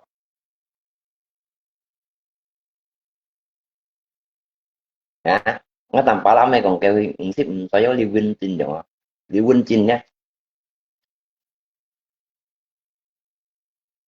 nó còn kẹo hiện thì mình xoay rồi cháu Liêu Vinh Chinh rồi à tu si ba ki ba bói lăng si cái si khi ngài kiếm bói kiểu si à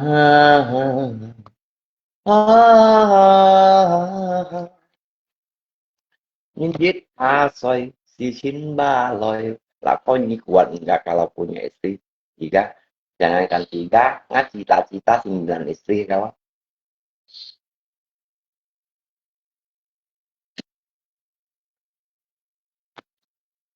nggak cita-cita giúp vợ anh vào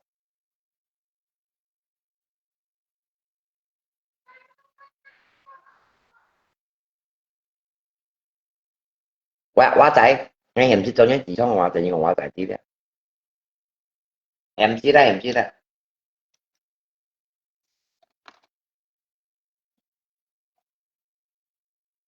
à còn vì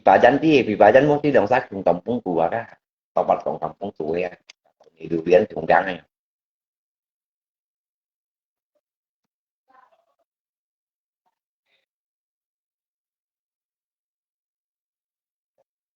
à,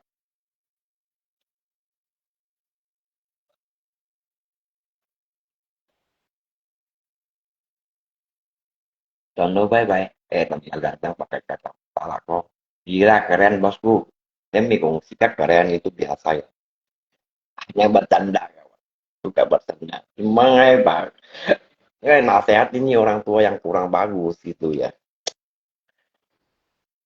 orang tua aduh ini kayak pendidikan gitu yang bilang kok sembarangan gitu ya sembarangan bilang orang dan di mananya pendidikan yang itu apalagi jika saya media sosial itu ini mulai saya kreditnya nih komentarnya itu kak sẽ một lần lại tôi sẵn sàng mi lần lại jika ở bidangnya ở penyidik komputer mi lần phải tới giả sử ya không mana jika lihat mi ở penyidik komputer ở good mana siêu chỉ cũng phiêu vào đấy ta lại một những tòa tung à hiểu đi jika ở bidangnya ở bidang không phải bidang một lần biar nó như đó saya pribadi dia như pribadi yang kota atau tim gitu ya kan cùng một lần nhưng chúng ta giả phải là lùi chạy như thế này một chúng ta giả phải là lùi chạy hàng sông hàng namนะงั้นที่กันapa ya lah anggap apa ya lah aja ya buat ni mày xiao cung quang xiao cung không á như vậy thì mình nhìn nè nghe trâu cu nhé cái tim nhận ai họ ai tan đi họ hoàng hay của này nè chính chỉ tan này cái trâu cu họ hóa cùng cùng mặt ta theo giật địa đó là trâu cu họ mẹ chỉ bỏ lại mẹ cái chỗ chỗ con này nè nghe trâu cu họ mấy lần thầy phá mấy lần thầy xem à nhưng mình nè chứ như lần thầy xem sẽ phải nhớ sư phụ phải nhớ thầyว่าnhững cái công phu họ tỏ ra một lần thầy dạ thầy như này nhá anh phải nhớ theo cái nhìn xem nhá nhé thu thì tạo xong như này như có sự công phu chi dân thì đừng có dân tài như nữa à, à, anh giống kiểu là tôi nhìn nhá cũng thôi một cái nồi xì đét cho mình sẽ vật nhưng cái mà chúng phu như bị như sẽ chi khô cũng kìa chẳng như lần thầy còn với những lần thầy kể thì nhưng phải tụ ấy khuyên các kiểu như nhà ai luôn đang sang có tung trọng là gì là trong trọng sang phải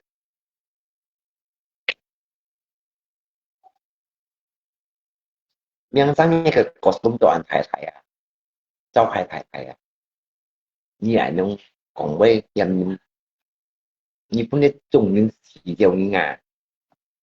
ngay tầm phá là bạn như thế ở nhiều khổ như hao tán xèo ngay đây ngay chỉ được nhát thầy và cả lâu cũng chỉ được nhát theo như thế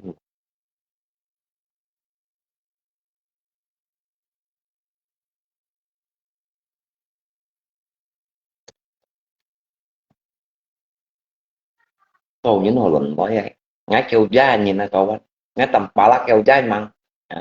mới như tình buộc đủ mô sổ xanh ngay mi mày chạm cao anh bị sao giải lời thật ngay mi mày chạm cao anh bẹt lòi đấy không gọi là vì sao rồi nhìn nhận luôn ra vậy nó tăng tăng chứ vậy dạ ngay cùng với thế anh này xa nhìn liền mùa 10 lần nói dịch net có sĩ ca ngã ban sĩ ca lời thoát phải xa nhìn dịch gắn bu sĩ ca nhìn sĩ ca ngã ban này của mình tập nhìn phải phải sĩ dầu mà hả cái bề cho chất bề chồng nhìn bề chi nhìn cái mới theo sĩ ca ngã sĩ của mình phải phải đang còn ăn ra cái mình theo sĩ ca cái theo ngay ngay cục quản lý ngay cục kiểm tra các người sao ảnh phiếu của Facebook tụ post đi như Facebook tụ post đi môi trường nào chọn tổ kia đại cô kiểm soát đang trong chiến tổ danh như vậy nhưng mình yang mantap jiwa kawan saya kayak sống như chính phủ của chú đi chính phủ về chú đi rằng á thằng phải là về cho thôi về cho mặc cái chính phủ nhập chú đi ngay lo kiểm soát chú đi ngay mình như đeo như một môn chạy mày họ mình tận những phải phải đeo đi cái mày khoan mày không à dạo cung văn hay ngay tầm phải là về cho sách phải suy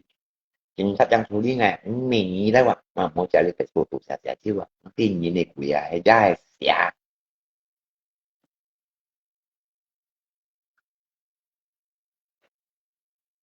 đã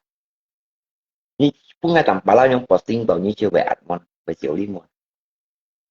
như vậy tầm nên sốc mòn như mình phía chuẩn bị tự nhiên đó về lòng bó tự nhiên đó tìm tuổi những như chiều vung hoang về chiều đi à tao tuy định nhớ lẩu cuốn à tao tuy định nhớ xe vào một anh tuy định nhớ chỉ mấy chín chục triệu về chiều đi à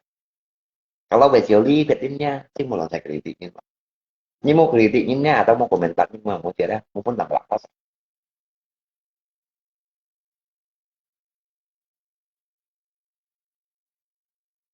trong trong dịch trả le lina đi bộ à lina nếu mình nhận à hãy chơi các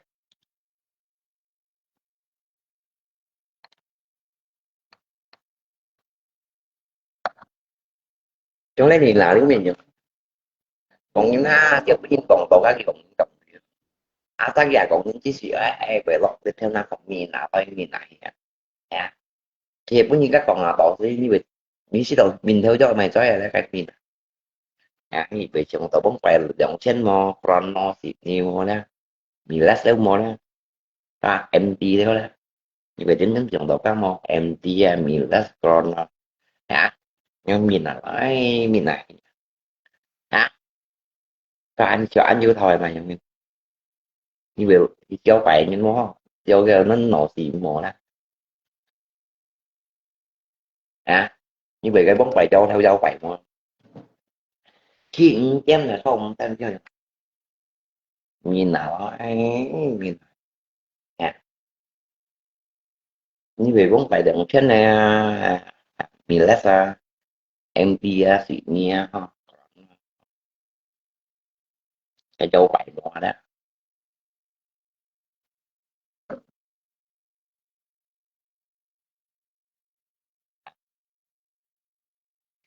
những trong các bàn tập như thế ấy bác nhìn với họ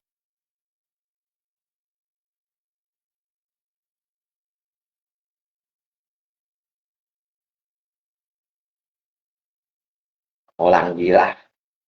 đem bây giờ thì cái lời bảo của bạn cái là cái gì chả theo về đúng gì cái theo về chủ lý hay là cái gì bệnh những cái theo phần tàu tụ định in cái theo biệt và có tay cả tàu cái column bộ tụ họ thì cái li bắn tụ tin tụ nhìn hay là bạn tàu thấy đến media sosial cho sang xe mày còn chính chính chủ chủ đó à có lý một lần thầy komentar nó mình chỉ cái li bắn tin tụ sang xe ta mình chỉ cái li group của sang xe siêu là kritik phải sao nhìn à ở trong họ tất thắng tay nguyên nhé có nhiều cái sự việc thì ông cái sự việc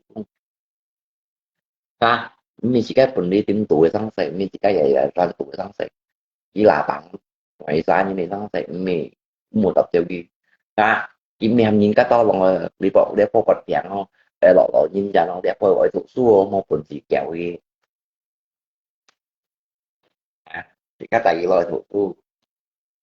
à chỉ một phần chỉ cái lời xử lý gì đó tất những cái cũng hay giống như ship bởi tại cuộc cuộc thì tiện như này còn những bài bài như có tập bạc tất nhiên chỉ khá như một nhân tăng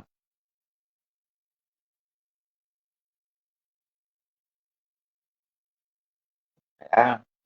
ngay lập bạc thất linh si ngày một hành tinh gì á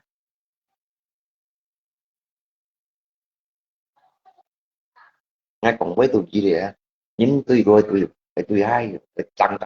hay mình thích bảo cái phút tuổi của mình phải phải nè chỉ cái ta thì cái ảnh của ta nhân tăng ta hỏi chạy gắn hỏi chạy gắn tăng hỏi chạy gắn tùy lời bà tí như tay theo tay đựng nhé như xin tăng này nhìn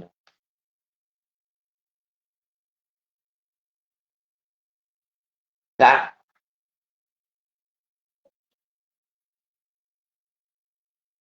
như tôi nhìn đâu như tay theo tay đựng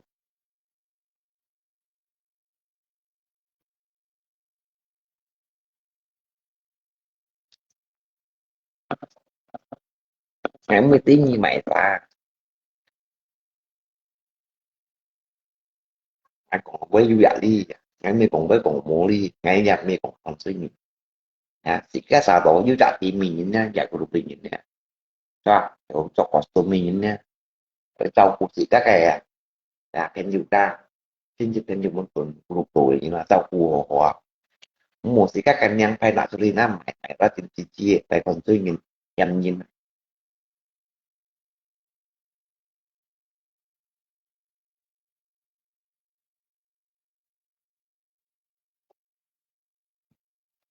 ngay 16 tôi đi tới vòng ba kawan như vậy thôi anh có xuôi đấy ngay 16 thôi vòng bay một trả đi còn bay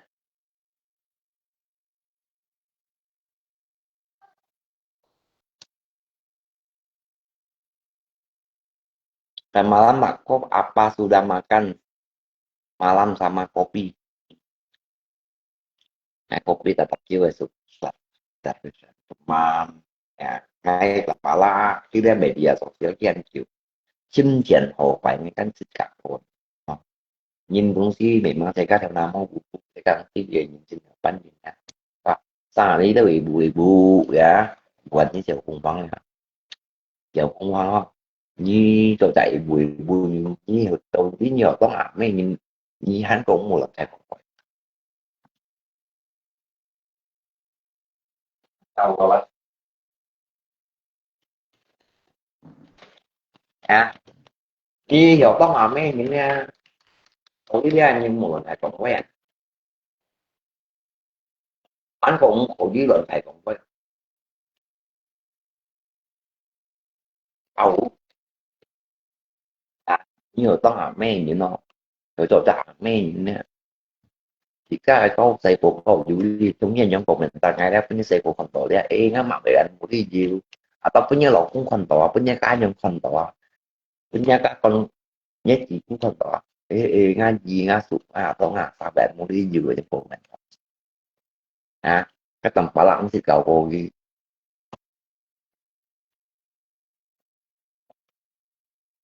đó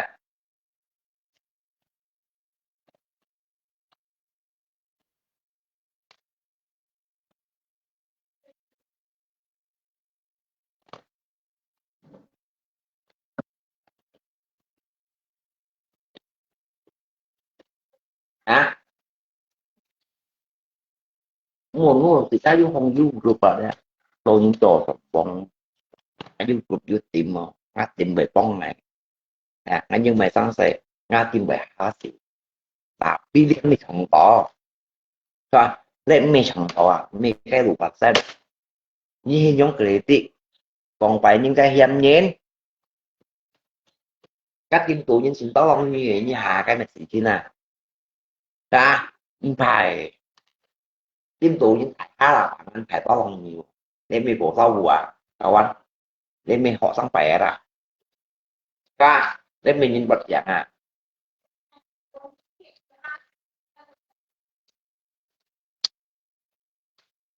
em vào mình juga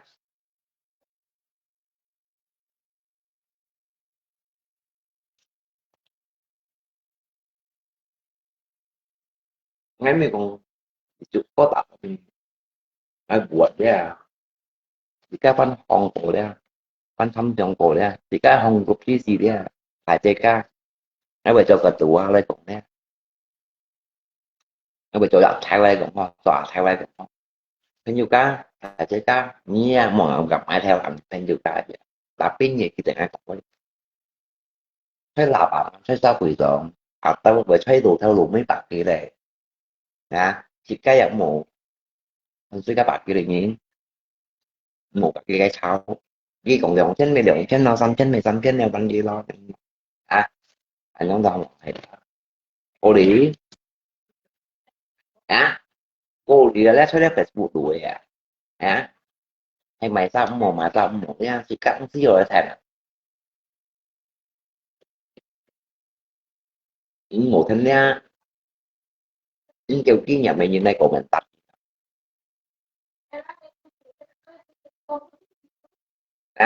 không muốn chỉ chắc câu chú xây cũng thuộc thu rồi thì các tại vì thu phụ thu kêu rồi thì các tại vì thu thuộc kêu lại không cũng sẽ chúng buồn ngay tại những gì kiểu kỹ thuật kêu loại na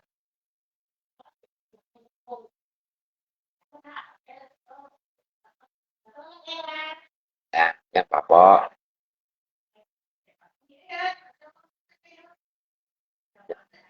yang papa cho những nhân chạy mi phong suy nhiên này cái bộ canh để po bài cái lúa phải tao kêu bài cái ngô trồ theo lúa hay mà cái chỉ cái hai cái em nhiêu các bị cái lũ bạn đi chỉ cái phần đi canh đen chỉ cái tan xa chỉ cái tan xa tao phải đi tan xa ra hai tan xa tao phải à chỉ cái ở gì đồng phải nhân si cầu của cái đồng phải miệng gì chẳng chăng mê phải lúa gì mê mệt nhìn với không suy nghĩ quý trái nặng anh nhớ cái không ngày sao nên những quý trái nặng chỉ cái thủ lý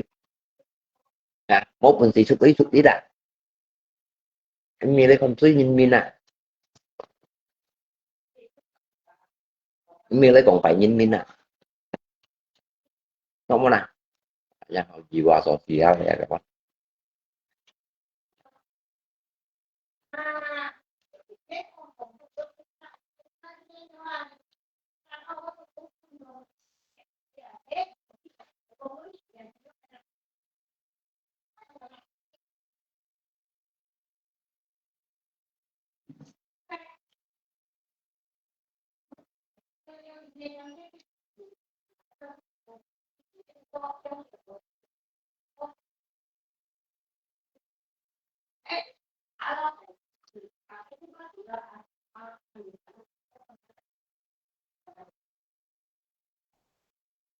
selain bentor jadi sudah minta maaf belum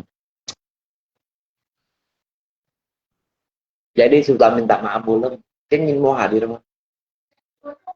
orangnya nggak hadir ini biasa singkian kritik atau aku ngatit atau maupun siapa posting dia kritik gitu ya contoh aku postnya kritik gì xí cái lì nào liu gạo nhiều ôi ôi ngay nhìn nha theo cũng chua gạo nhìn cũng nhìn này cô lì ra cái bún nhật đen ngay mang á xe hả kan itu kritik wah chúng kia Facebook tua level hả level chúng cái chơi cho làm mình đi được không bỏ lỡ thất thời ban trong còn hả chơi kỳ ngay khi tấm tiếng mùa ngày mới hấp dẫn kỳ ra ngay khi chẳng cái nhạc kêu kêu lại nhạc kêu kêu ngay khi mà tập chơi đi qua ngay chẳng cái nhạc kêu kêu và nhạc kêu kêu nó cái chính cái xuống ở đâu giờ là gì cậu anh chỉ biết đi mòn với hàng hai tầm bả lại thành nha còn chỉ biết đi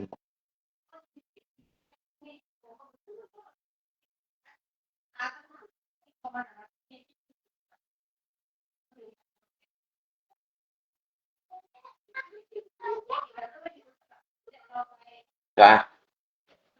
con chỉ biết chịu đi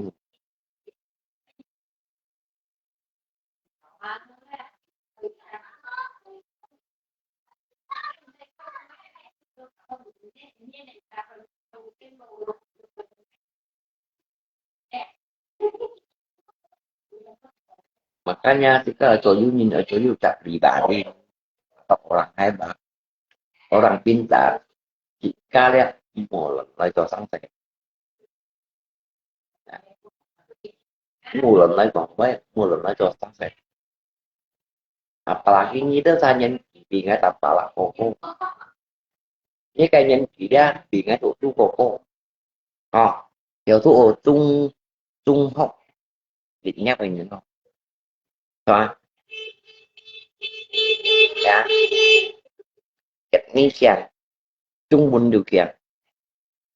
nha vinh bình điều hậu và như mày ăn hàng để chèo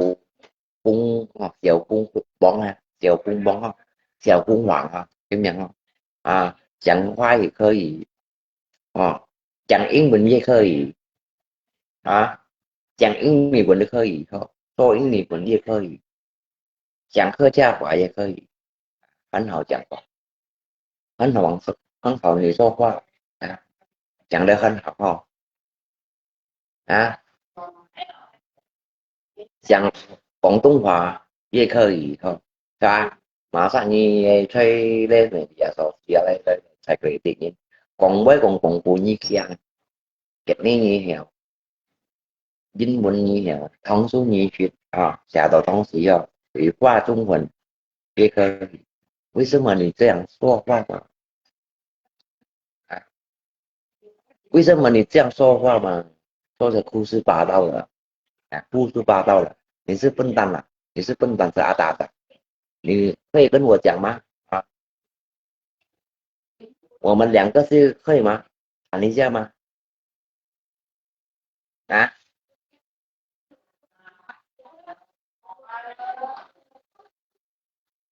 ，aku berapa bahasa kamu bisa?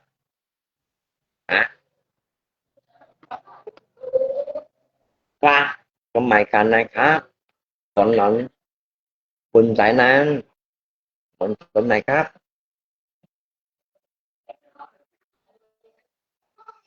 Ờ,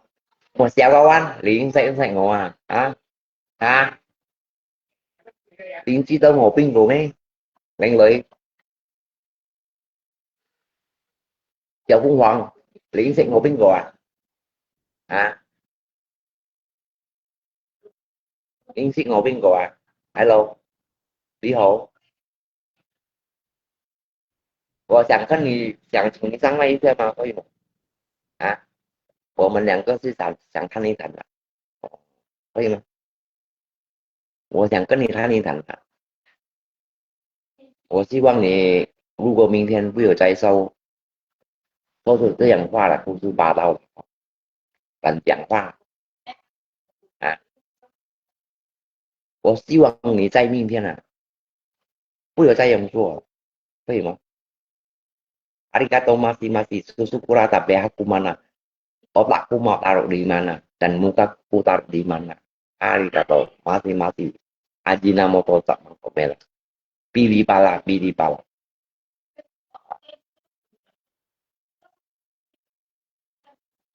Nhưng mà nè, nếu nhìn thấy cái lộ những câu đưa tụi con nó xử lý thằng bảo phải chứ.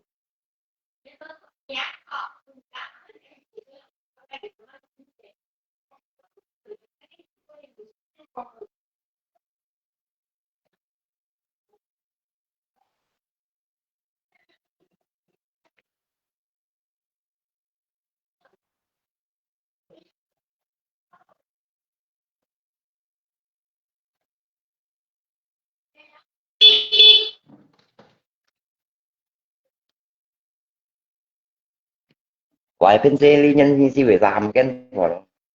chỉ trên bên bề con đi theo khăn phòng như này là ra còn anh đi bóng nha mà muốn chờ ra anh đi bóng si chỉ có si cái chọn nó ra cái chính cái buộc tí gõ cái lồng mày xe cái tuổi ra lại pin nó nhỉ mày xếp vào không anh đi bóng ra ta nhỉ mày xếp vào lại pin nó mà bỏ cái chân nhưng trong thì lại anh đi bóng té cả lâu như môn té ra tầm bao la xin đã cho tay không nó tầm bao la yếu xin đã cho lý sáng kiểu giống này ngay tại thành bảo kia tốn tiền không như số mày một tổ ca mà không chỉ còn mặc đẹp đấy xin ghép video xin ghép bộ tí như bọn nhớ ngồi về cái tuổi cái là không nha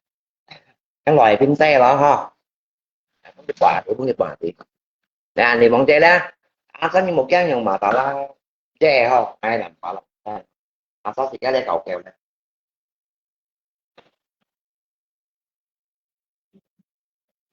ăn tay với chút không thích canh có tạt đó cái canh không có sao nữa thì copy rồi nha nha sao mình cần tay ngồi chứ chỉ cách tay cái con tao sẽ copy rồi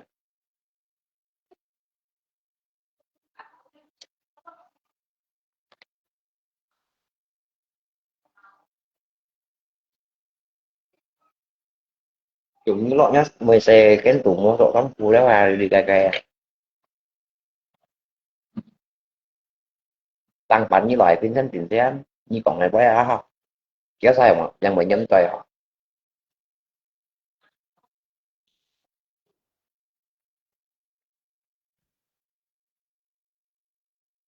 Tại vì nó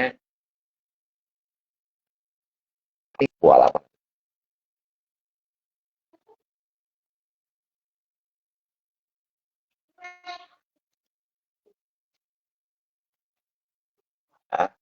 là có lộ gì ở rồi bahasa Mandarinnya gimana ngomong như là人家là họ như là phụ人 你年纪好大了你是一个富人了富人 seorang ibu-ibu dia 富人 呀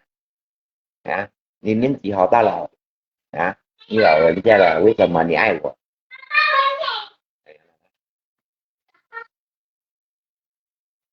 意义在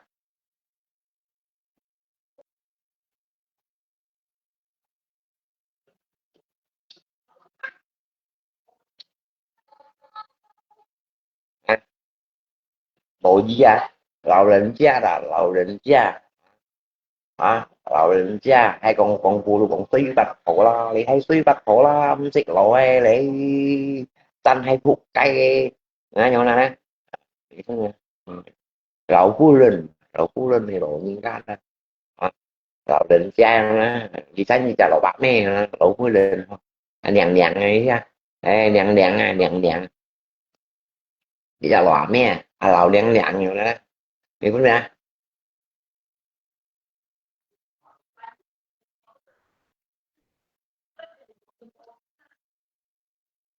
tak kau mau dicoba-coba sengket berarti orang itu salah cari lawan semua là có lẽ mình thì mình cũng masalah thì cái chính hiệu kawan cái mình cũng mày chính hiệu ho từ thu ho kalau punya ya kan mình cũng mày chính hiệu nhưng ở Italy nhưng ở Italy apalagi kita thấy trả tiền rồi như nó đó cho cái này ngay về cho gì trả panitia họ là ngay cho gì trả panitia ngay cầm bằng sài gòn với ai kiếm còn ngã theo Mấy cái cho bạn thì giá mấy kiếm con á sáng nga kiếm con á thọ sao nó như tới sao về đây đập vào đây mà kìa ngay ngay cạnh xứ vị là tiếng ngọc theo đi tới mình đi như này đồng bánh nhìn nè đi như đồng bánh nhìn nè thậm chí kỳ đô với thâm dùng kỳ đô với cho hả lấy tao khéo kỳ đô với ngay cái mình con nó theo đó ngay cầm lần đấy ngay là sẽ có ca trên với như đó ca thì để hỏi ngã theo bị chừng đi cái nhau em Sa, anak ko nga mong ko nga sayo ho. Jika jadi jika saya tại lapangan anh nha, đang hiểu malum ba. Nhiều lần nói ba. Polisi ka thấy rằng người ta tù đấy cái ơi cộng rộn mi đủ đấy. Để sai sa quỷ sợ. Mo còn xài tiêu nhiên, còn xài hiền nhiên, còn xài quy điều tự nhiên, còn xài tận nhiên, không có cái bạn. Hả? Polisi phải tụ tụ tăng tay hoặc là xài tụ đi một. Chỉ cái thiết hạ đấy, chín tu lấy không tỏ. Đúng mà. Pada jika mutunya cinta kontrol ya gempa hingga sangat tak dapat yang jika mulai dari dulu kawan misalkan yang sang tim tu kau phải ra những số tiền mà nè dưới đeo những suy nghĩ mà ta ta tập chẳng có thay và cái thằng đi chủ sang tay dùng đeo lấy suy là kan nha jika hong rup atau hong tim ni bang ya mi lần lại rồi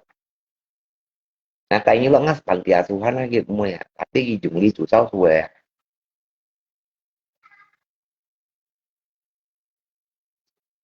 vấn đề là giống như cái thương mại nhóm người trả ra đây thấy cổ vẫn thấy cổ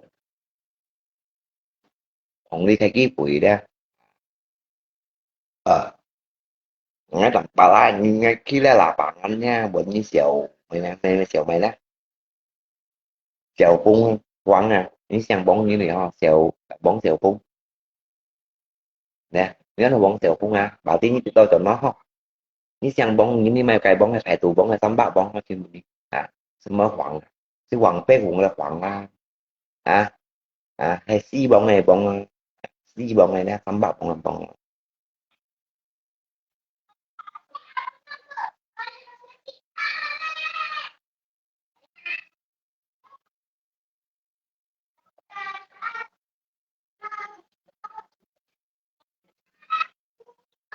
Lako sumber bebek bisa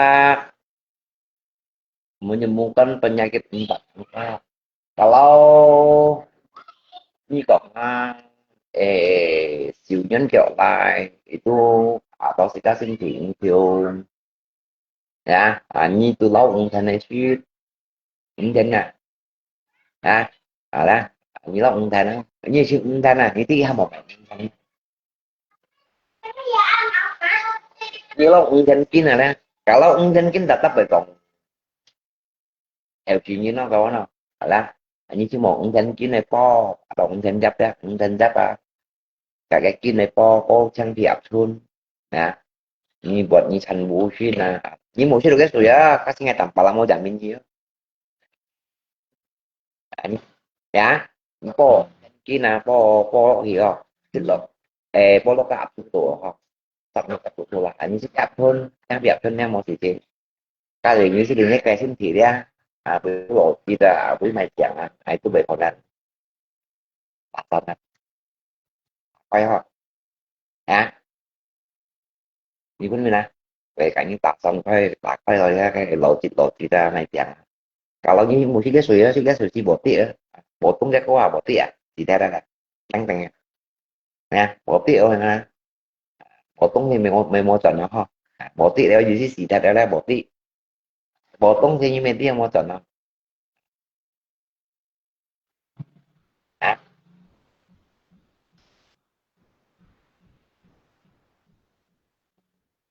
bột tung là nè mua chọn nó bột tân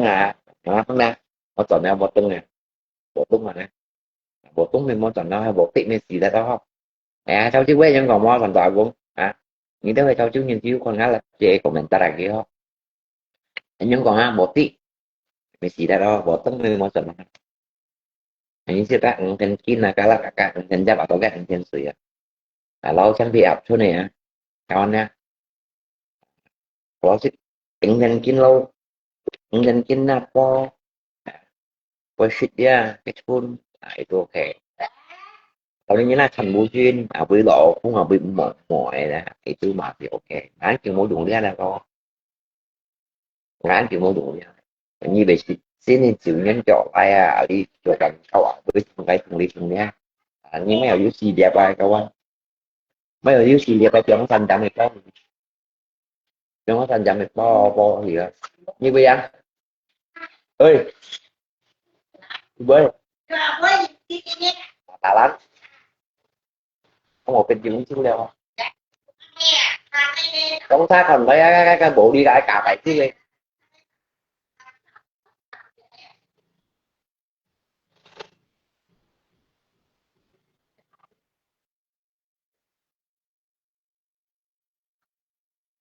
teman saya kena 4 angka mau Pei kayak mau Pei kayak dinasihatkan mau Pei ya dinasihatkan sih kami mui kangen jadi họ có biết gì cái tổng công ty mà chồng phải không thế còn dinasihatkan sih mi chẳng mày chẳng game mun thì muốn tùy ở ghế tùy cá ra xin tàu cái hẹt cái tuần chỉ tiêu cái hẹt là nhận tàu chỉ mà lọc nha như cái hẹt đấy thì tụ chẳng cả thì các team mình di dân trong trường trọ hả nó mà kẹt bao hành nha kiểu mà lập đàn đúng không ra mới còn cái chúng phanh bề trên như này tiền nó ghét bề trên như thế không đấy mình bởi chỉ có khi đầu di dân này có cái ảo tạn này nè dạng chế nào với cô đâu thì cũng theo ảo với đồ hộ là có thì là dạng về tiền đỏ ha đấy thì các bạn còn khi không giả cả lại tại vì rất nhiều một cái nhiều lần phải lo lắng cái giả cả thì không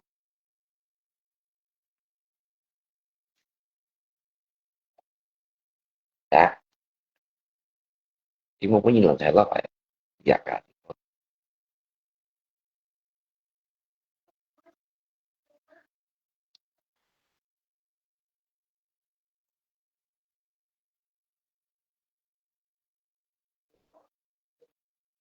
nhưng mình chỉ có trang thiệp thôi nó bông trên cái này chuyện gì mà ông sẽ tỏ mỏ không nhưng người tỏ cái anh xa thụ ung thụ thụ ung thụ Sia cái mau sia ban bề một tí ya thụ jika sia. Kalau buat sia kan những cái miền buim các bạn buim nha cái trong những cái mà eh trong những cái xì lò sắt yang ini xì lò sắt yang chọn lại đó yang buim thì chậm nha buim cái bình thì chậm buim bao nhiêu chậm bu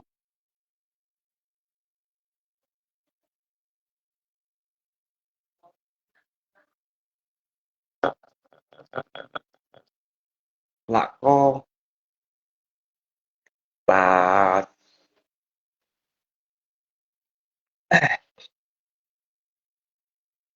là có là trường thiên sư phụ là có mà ha là hù là có là ta việc đến mình sẽ bảo có những cái phải cùng bảo đi được ngay cái thằng tôi nghe anh biết bị sang rồi không đi sao có thì cái đi bảo đi thằng tôi lấy còn nói đây như vậy thì cũng sạch sạch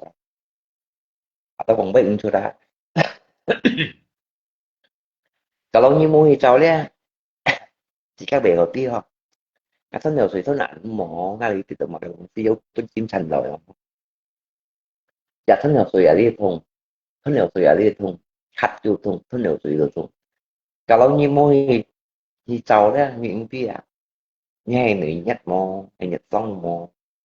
hay bật tay bê dê chỉnh mò thả đầu tụ mò thắm phiêu mò thắm ổn hả mới nhật căng đi ra thì các bạn chỉ nói nhau tay bê dê chỉnh căng đi hả hay cháu là gì đó à bây giờ chỉnh buộc anh có bê bê trẻ số nhiều đó đâu hay mà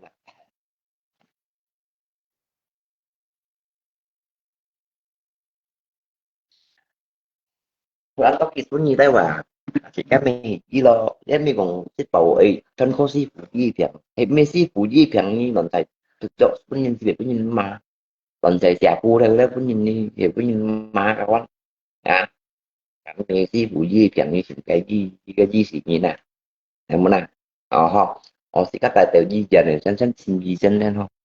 xin bạn gì nhiều nè cho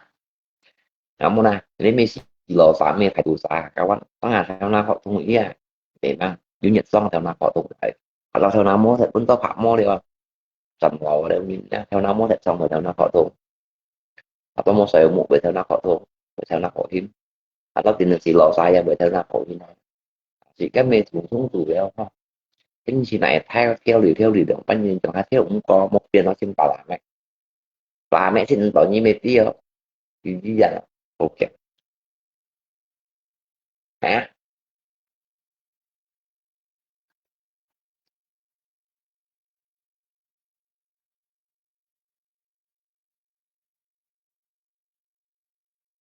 cái một gần kia là các ông gần kia một chiếc tổ ông gần kia mà ông gần kia lâu rồi mình gần kia tổ gì tổ lại đó tapi sikap pun một cái suy là cái chỗ cái bài phí đó gọi à masa sikap ni siti chi higan nó long chẳng vậy mà bắt ngùng cái dòng suy chẳng suy long chẳng vậy cái chuyện này nhận sikap chỉ lôi còn được bao nhiêu này dòng à họ vì sao như mình cầm nó nạp bằng có cái gì có sẽ hạt bộ mang quy chuẩn thì à cũng thụ ra để cây lên tụ ra các thôn nha của lùng các thôn bán ta thành gì đó bị bỏ bị trộn câu vậy kiểu thôi theo về thôn này mới xả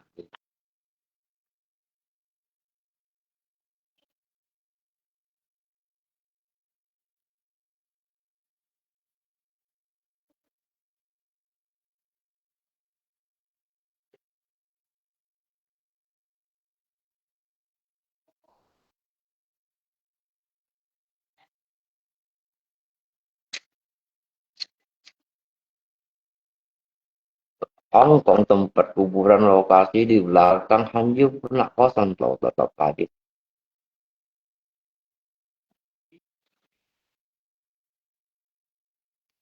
ini pana dan sendiri semua itu sih kawan mau ngeliat kan saya kawan nếu mới tổ chức thì na đi với cô nhớ na biết chúng ta được cái tội pun bao sai po ti pun bao me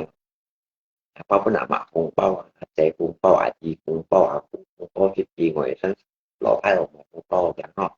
mày mày kêu mày tu nhiều à mày làm chọn ho mà cái đi à tu nhiều na mày na pen kawan ka tu nhiều ra sắm chân na chạy rồi xíu chạy rồi pi ra na pen này ra luôn có cổ ăn phun gì đó phun hồ cả con nhìn nè na xin chip chấm thế nào ở xin chip chấm á kawan chip bị chấm này ya chip chấm thế nó chip bị chấm chip bị chấm chẳng na pen này na chiều làm gì đó chiều luôn có cổ ăn phun rồi luôn có cổ ăn luôn đeo mà cổ ăn à đeo sủ ăn à phun làm gì đó phun hồ cả con như này cũng là cái tu nhục một hình như kawan ni China fit mo kanya mo kung yung tiya kawan tu nhục đó na chỉ có sản phẩm này làm bao tôi cũng nhớ ra một hao tăng là còn Messi thì ra kawan à na chỉ tôi sản phẩm này chép chép để khai na bạn gì đó bạn này gì đó chúng ta bỏ ăn không gì đó chèo ấy chúng ta quỷ na tăng thành này còn cô này kia một cái lò súng áo rồi một cái nhiều khen đội á na pun gina kan ni na pun ni bỏ ăn này pun kia như tiêu cô nhá này bao hình các tu nhục bảy chưa cũng như mà ngày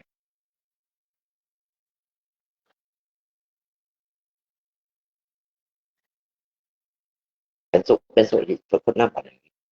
ไอ้บ้องไปได้ตู้หนูได้ยอดสุดสันตู้ปูอย่างว่าอันไหนอย่างสิผมบอกอันน่าคนอย่างเงี้ยหมดละทิ้งสีนะเอ้ทิ้งสีมองออกเลยà điều mấy bún buộc hai những ship báo cũng có cải tại trạng như khi kênh bảo tiền bảo cũng nói những ca mạng như ship báo phần bán nhé mấy của ta trong dịch nha bạn nên có làm mà ba có yếu là phải nhớ sao đến nó sẽ tiến sĩ sẽ một bảo trò đúng gì à sao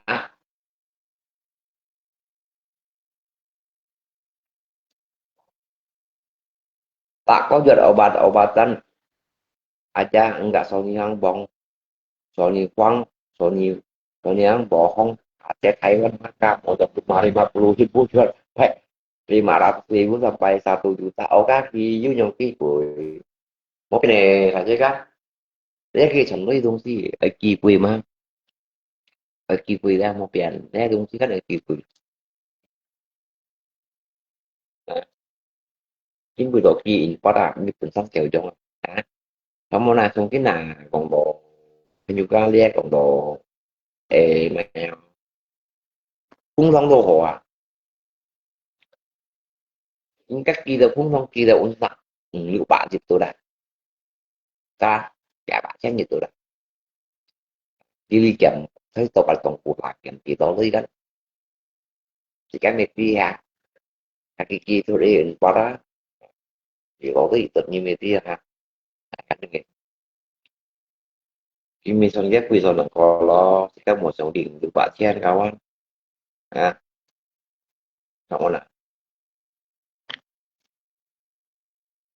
cái không mày kéo lo thôi sao bạn kỳ thấy vấn đềเป็น10 bạn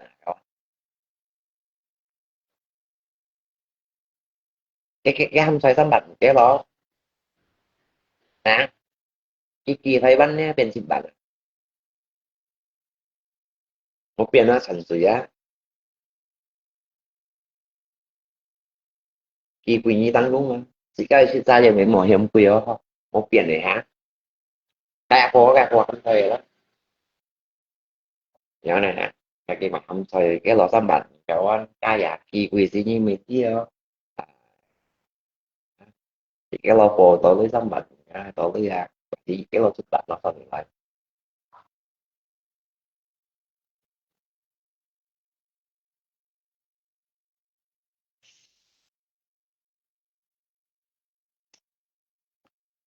đang xin ăn cỏ thì cái ai chẳng lấy đủ những jadi muy chuẩn chủ lý nhưng nó tanpa lagi kan pas satu jumpa tay theo lagi to cái lòi họ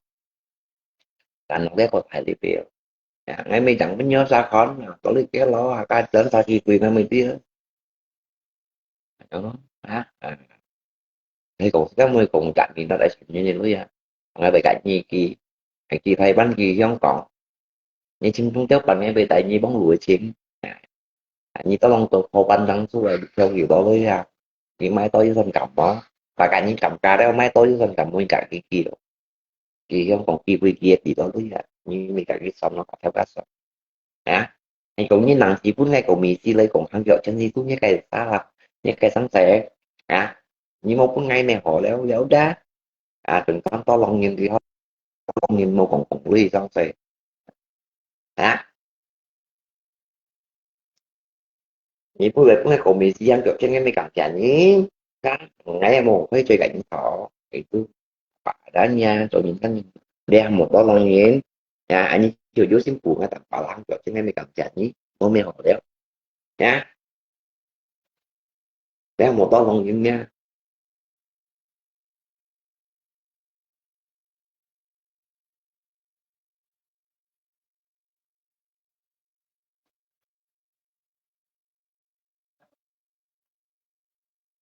không muốn nè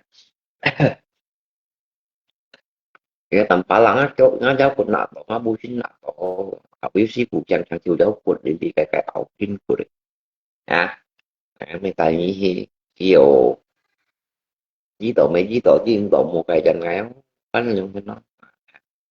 và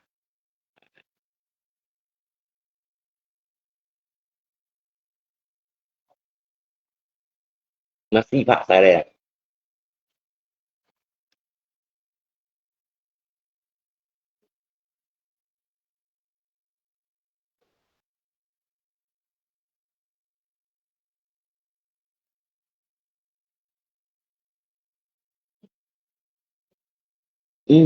tự nhiên mua đây có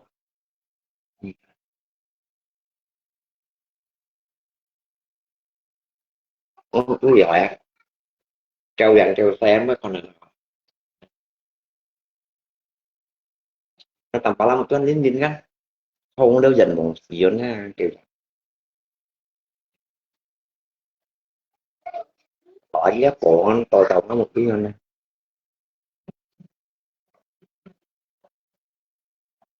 chỉ giống như cái nha cái xe máy không buồn nói không cái xe máy sửa đó hoặc là cái tập bảo lao tập lại anh khéo mà tôi có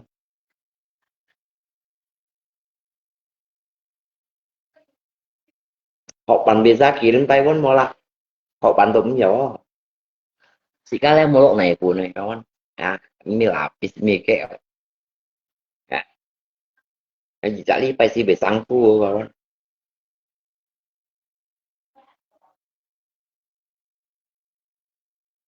si kalian muluk naik pun nhiều import rồi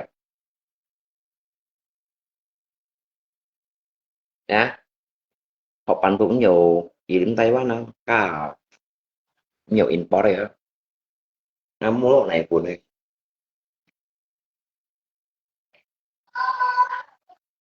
cái này chính bóng nhân số mình bóng nhân số về mình bóng nhân số về xuống cái bàn họ bàn ăn trước kỳ thay ban mà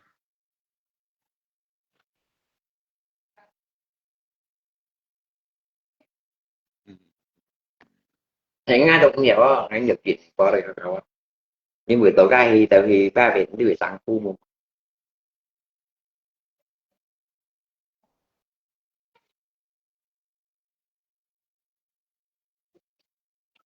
ra rồi bạn mình nó những những chúng ta phát hiện khi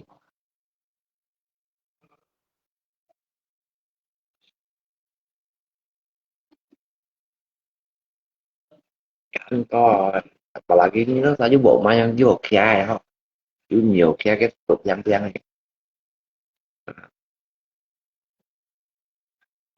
pan phải xây phố na tại mình ghi chứ hả miền quần xuống sổ đa kìa mình cái thì đều mình nhưng nên nó thảo cái gì được mình thảo cái chắc chắn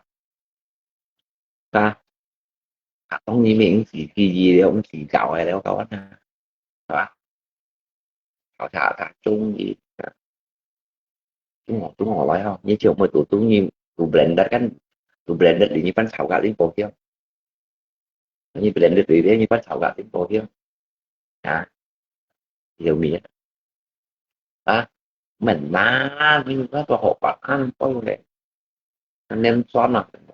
anh muốn dự biểu học thằng những còn này sân chi chứ cả mọi cả nhưng mà thì nghe xong chi học nghe họ hả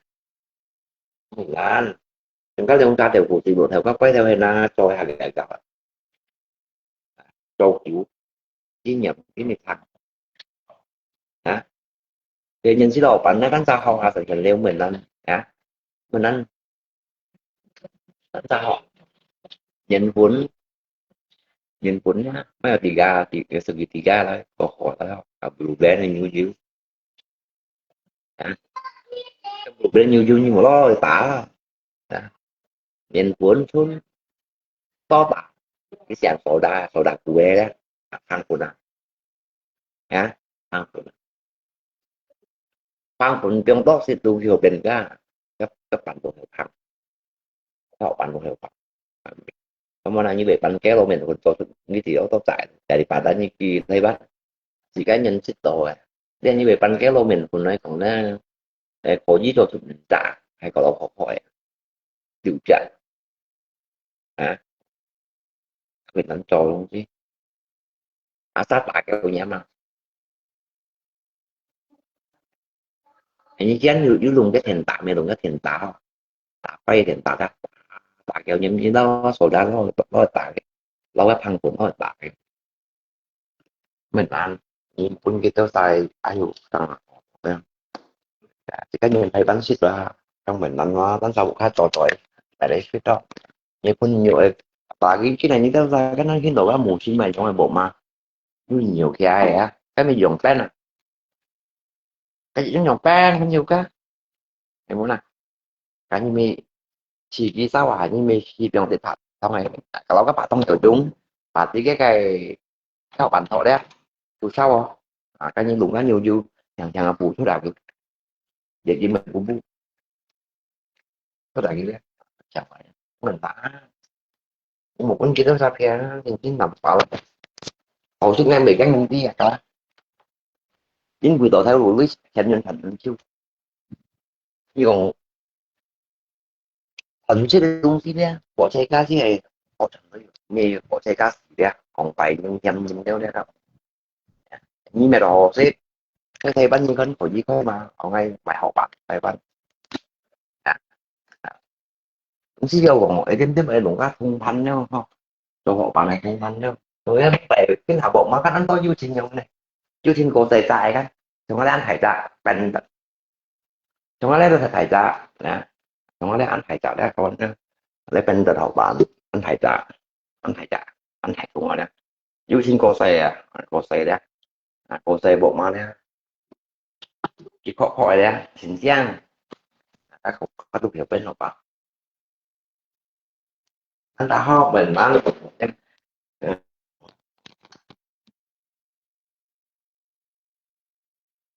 ôi vậy chứ nhớ một cô bé là như vậy này có thấy cũng phải tầm tên mình thôi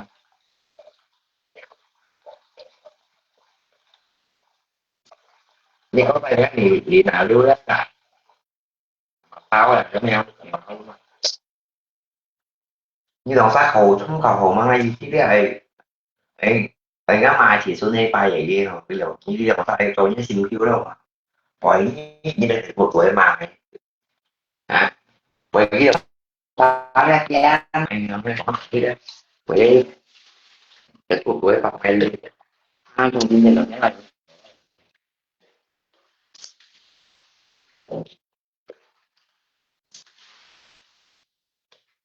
vậy mà thì các họ đã kinh nghiệm mà các họ đã không sĩ gắn kinh nghiệm siapa tahu sih kayak kayak mina thay bắn trò gì mà họ bắn thọ tôi piang sang lu saya kok ya kayak sang lu sang kino chính là mọi người mẹ một rất nhiều nhà đó sang lu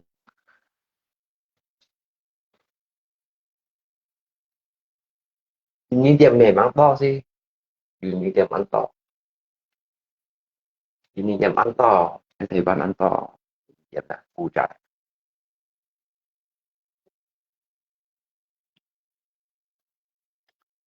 Cái gì ini dia ra, thầy bạn phụ trợ.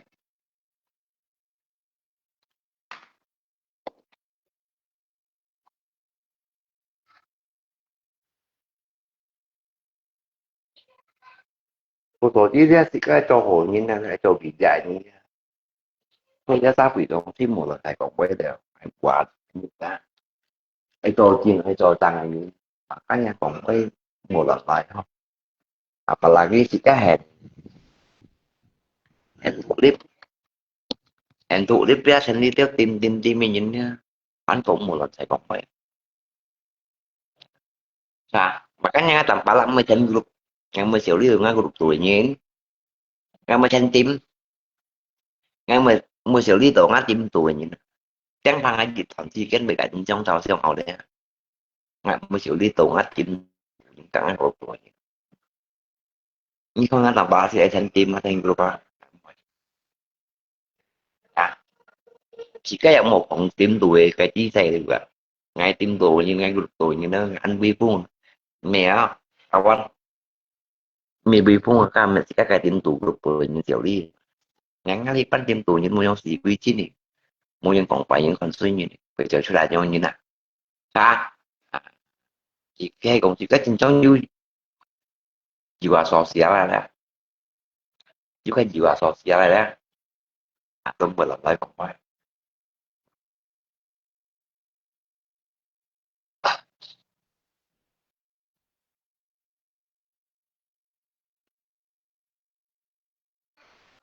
số chỉ biết Facebook về cậu phải những chứ nhau nhân chứ nào Facebook động mất về cậu phải những trong các thiên thì tí xa suy bôi á lộc cũng xây phòng tí tả đi hồ mồi đó ship bảo cái hồ Facebook về cậu phải những thiên chẳng họ xây phòng tí ship bảo còn mong những cái lộc cũng ship không phải là xây chủ tụ bằng nào đó chứ anh tôi用弄高高như là thì còn phải như này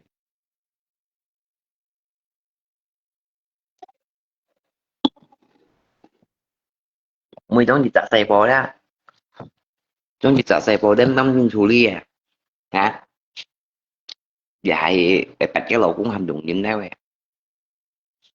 à tôi muốn biết gì cái lầu như các anh thường chẳng phải chứ các có lầu có có lầu cũng xây bộ tấm ra thùng chỉ còn hành động như thôi hả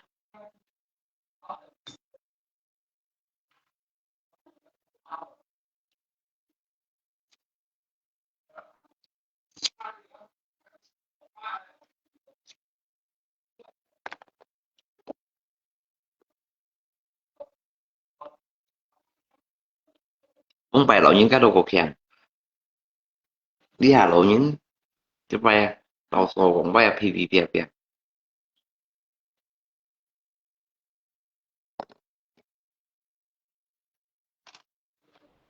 nó tầm có lát là lúa thằng họ nhấn nhiều hay các bạn nhấn tạp với cái hiểu về việc đó nhấn đi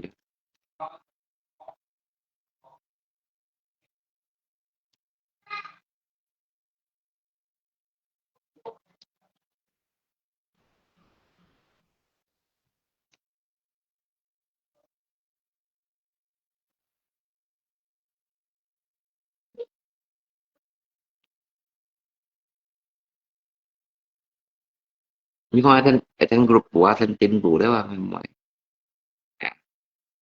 ngay cái ngày trò chú atau ngay bị đầu chi đồng hành của sáng sẽ atau ngay bị cạnh Facebook của dưới trong sau ngà bao cả rồi cộng á ngay bị xử lý tổng á group của những atau á team của nhưng mà ngay dari dulu mới rồi jadi makai đồ đấy là ngay đi mà ngay cái cả đạn chỉ có một cái nhìn mặt tụi bay như gimana makanya ngay sen mencegah sen nggak mencegah nggak kayak pengen juga atau nggak guru punya punya jauh itu chỉ các trò chơi sang sẻ小虫虫。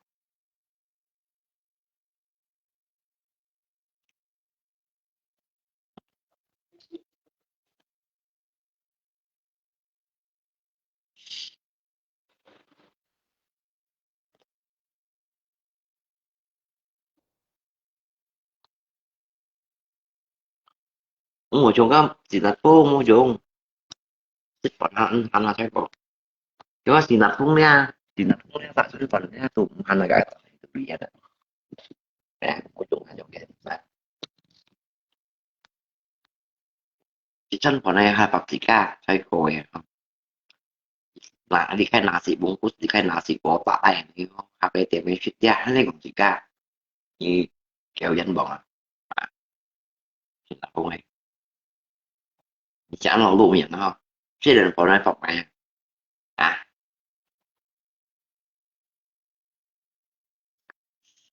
ta đến xuồng thì nó cũng mèo hồn dạng như này các anh ta đến xuồng đó các thì nó cũng ra bây giờ phải tìm ra các tụi mèo hồn dạng chứ đừng phải nói phòng như này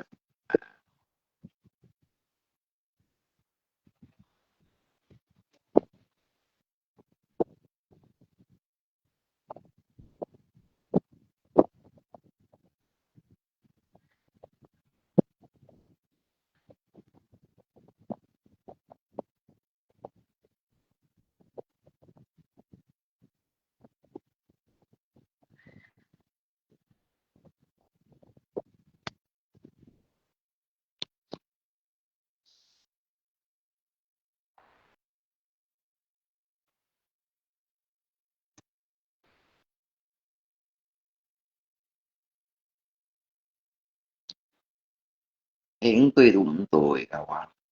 cái chủ đó dưới dưới như là nhau nghe ông ai anh diện gì ya ai bị bắn group ini đi cho sáng xây đấy cái mô hình trong cái thị như này cái thị như này đó đi cho sáng xây mô hình trong ha quay tổng to thật sự là ha cảm ơn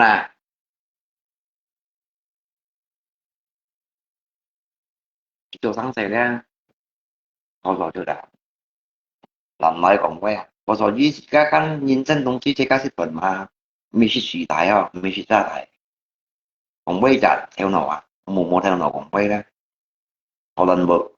lần nói bực như này nha một chỉ cái nào ai sẽ ăn tối men chỗ đại theo cao lộ hai lần còn phải kia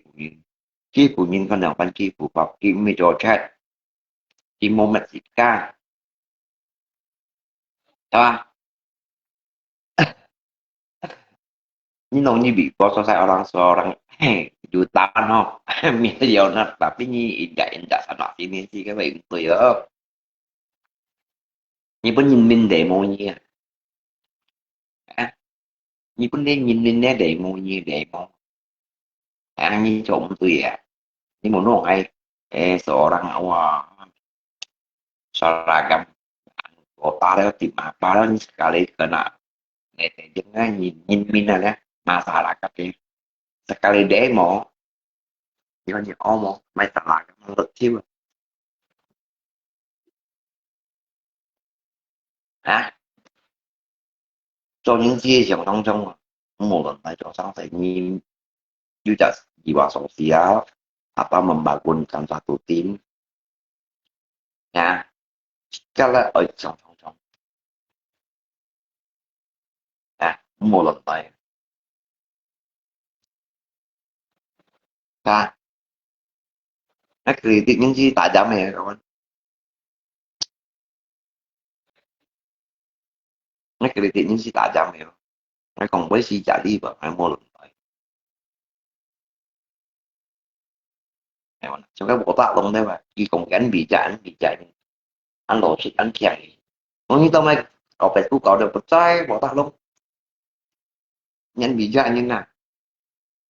kalau như bị chạy như Facebook tuh dia saya media sosialnya như mấy cái là dia như saya cũng cả tôi còn nha như chiều tùy phần chơi như phần như hay còn leo như chiều tùy dia những còn năng hiểu kha kha pe leo tôi cũng chỉ bên trong những còn ở những bài chửi đó nhanh mắng bài chửi à ha, bảo tin nhắn 10 triệu bao. Sao bảo tao không? Em thấy có những khối Nga kèo, như tao xài nhau mình ngay khi chạy những lùi mà cả tapi nhìn mình chi khi ra như mô sống những cái nhìn lùi của tao không này, giống như còn những post những chi chén nha, như mô sống những cái nhìn lùi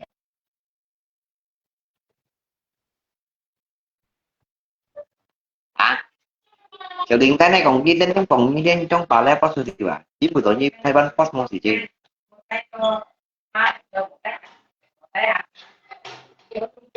ừ.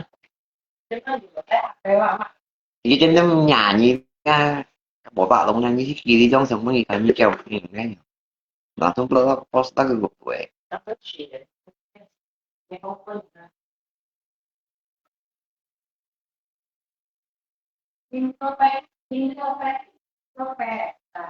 tôi như nói bị chạm mới lòng anh bị sợ phao một kritik ini jika tidak pribadi aja ya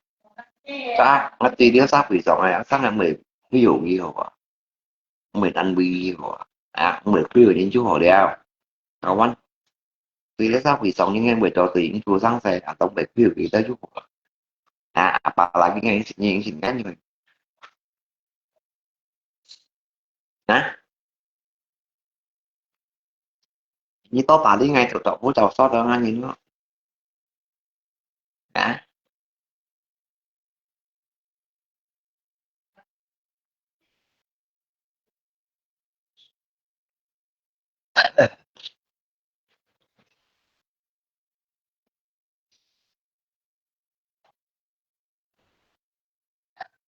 cái bộ tao cũng sẽ tạo không đâu còn nếu mà chỉ phải mày quăng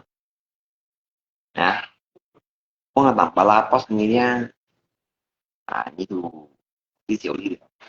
kalau như mình cũng tập bà la post bilar ya soalnya itu mau ngomong ya saya tahu HP ya tahu tahu aja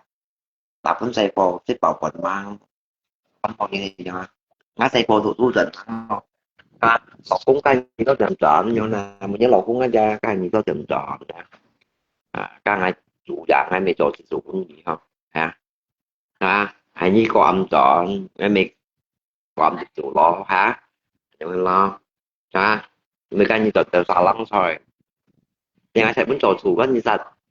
chứ xả lăng rồi xả thì không bị trái nhé hả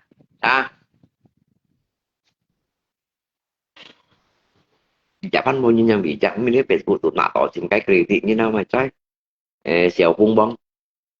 xéo vung hoang như tỏ nạ tỏ HP đấy mi season có trong kritik à mình nhớ lọc cung như tao tìm chọn rồi sẽ tao tìm chọn ha xây phố có tao tìm chọn ha nha bên nạ tỏ lên tập phân xây phố tụt tao tìm chọn ha càng là chuyện mi tụt tụt chọn mình nạ tỏ HP hình kritik như nó mua sáng xây cho còn bài như nè Trông như cho văn bò nhìn thêm khả văn bùi chỉ vì chín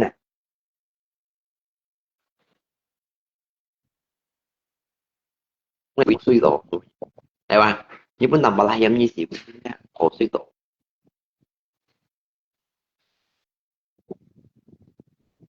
nhưng mà thành con nghe được bà lại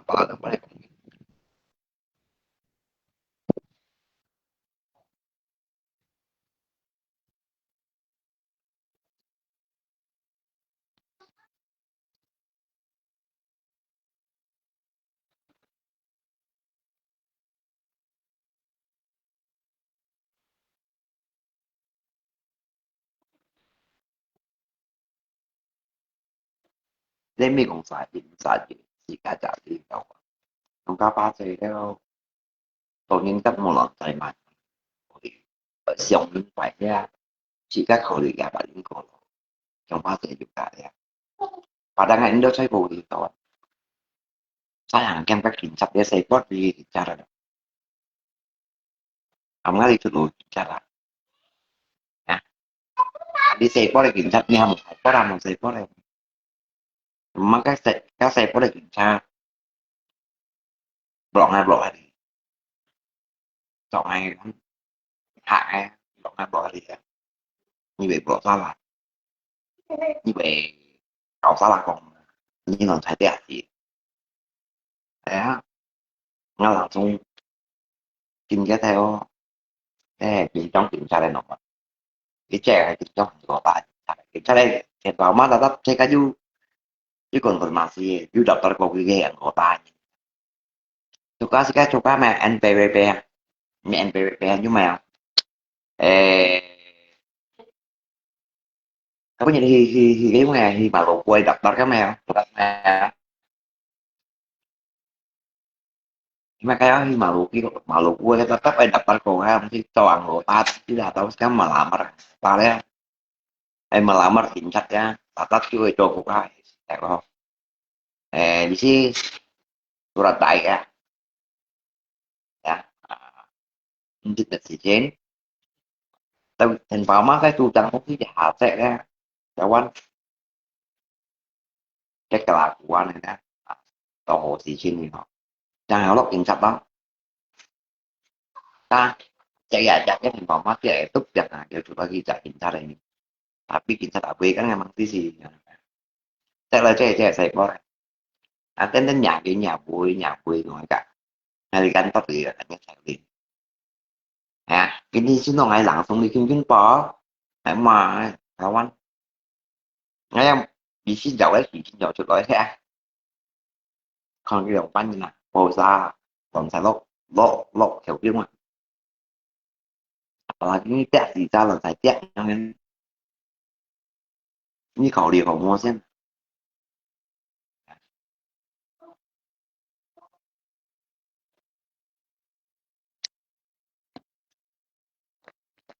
cuộc sống chỉ với những bà vẫn ba lần chạy xích với một lần chạy tỏ không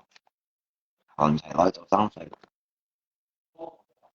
nó còn với gì với thải gì ra muốn nhà mày những cái gì cổ lọ hay cái cổ lọ những chỉ ra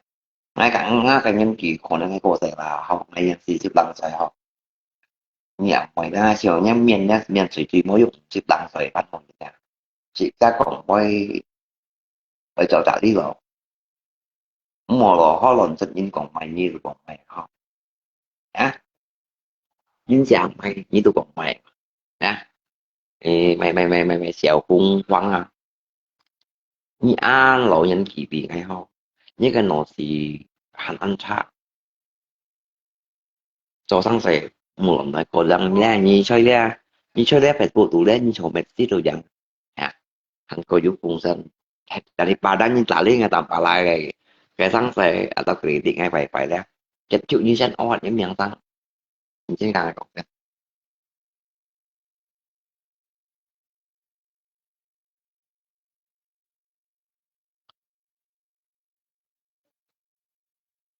yang ya wangai pernah video sanit yang nên phụ lật phơi một lần di grup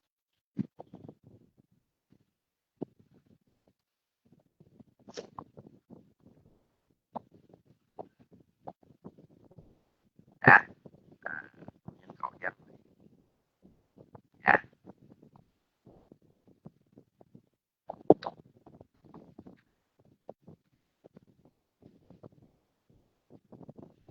bên xéo linh thế này mèo luôn ai có mèo long quật mà mèo long quật mèo long quật mà quật mà giỏi lắm mèo long rất là bật cái việc gì đó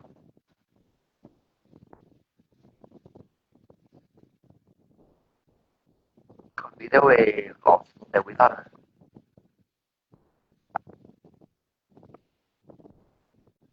à còn video là lọt bị dạy à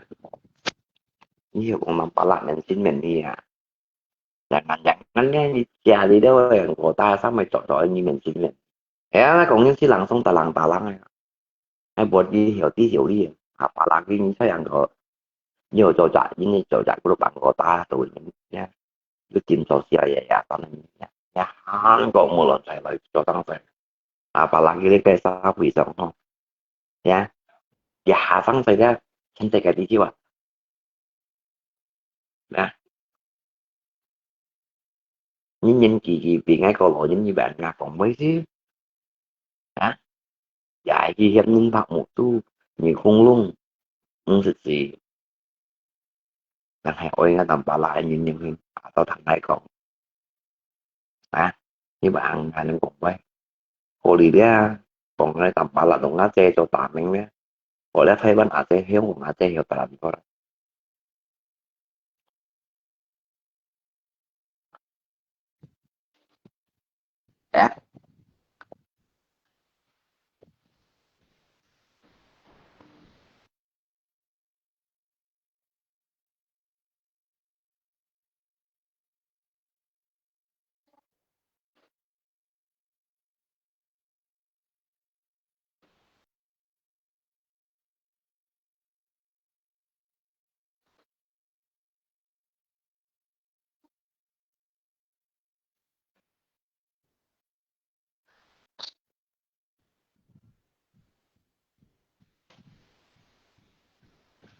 Mà ngay con nổi đi chạp dầu miền này miền ngay cái tụi mắt con chặt cái tua miền của là bà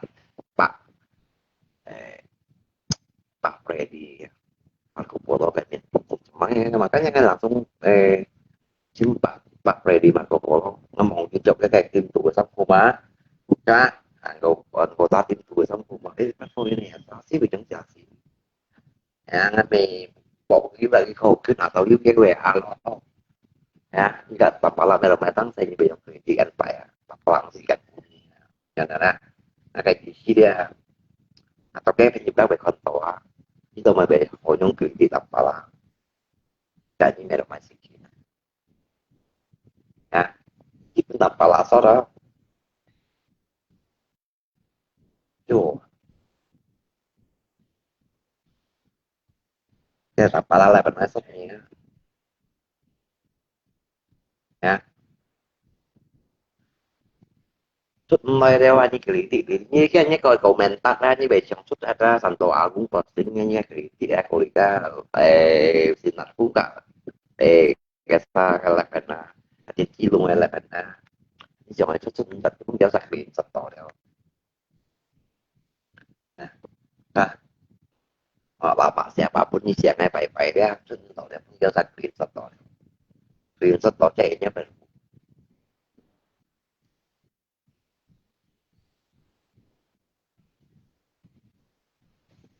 dah như chiều ở xuất hat khi đi cái đó hay còn như mua sắm mày chắc là còn quay lại còn này còn như cái pizza đều quý thon nó còn những cái chung chỉ đều quý thon nó như cái pizza cái này những cái pizza cái quý thon orang pizza ya saya lihat pizzanya sampai di mana ini pendidikan dari quý thon ya contohnya kan kritiknya yang berkomentatornya orang berpijak kan tidak sembarangan kritik sembarangan nah, waktunya kritik atau membilang saya membuli saya di saya ya waktunya kamu membuli saya kritik saya berkomentator yang tidak punya apakah kamu ada pakai otak itu waktunya kok ngay di sini mau semua nah, saya pun iya waktu ini menjatuhkan saya menjelekin saya membuli saya apakah dia ada pakai otak itu juga mau semua ya kalau những mấy yang posting yang kayak dia seperti waktu dia ngasih punya sampai dalam 3 hari ini contoh akhirnya ini mau tampilnya main contoh atau cocok video le cũng để cái quay dia ngay tanpa là xin mệt thức chân cho đây sọt như cho đây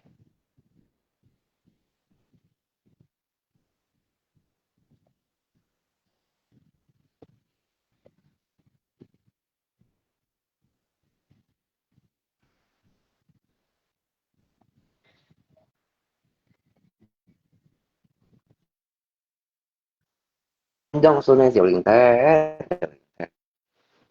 cái ví dụ cả số này thì các nhỏ bạn cả số này chung số này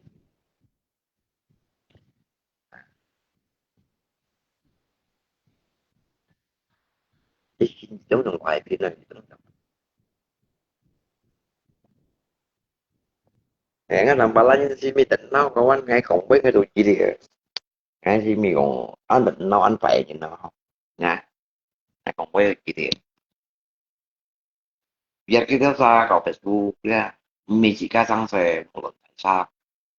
chỉ cả có xa đã đi có xa cả thì ra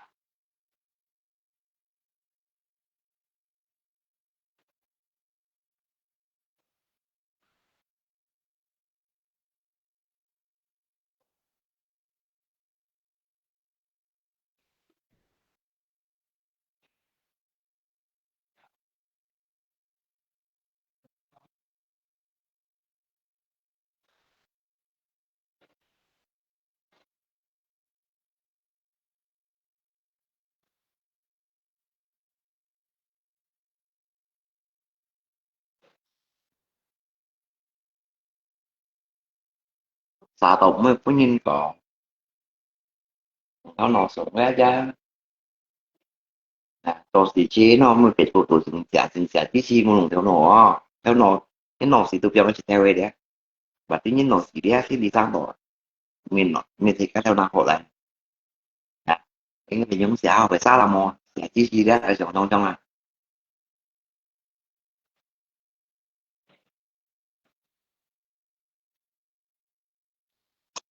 à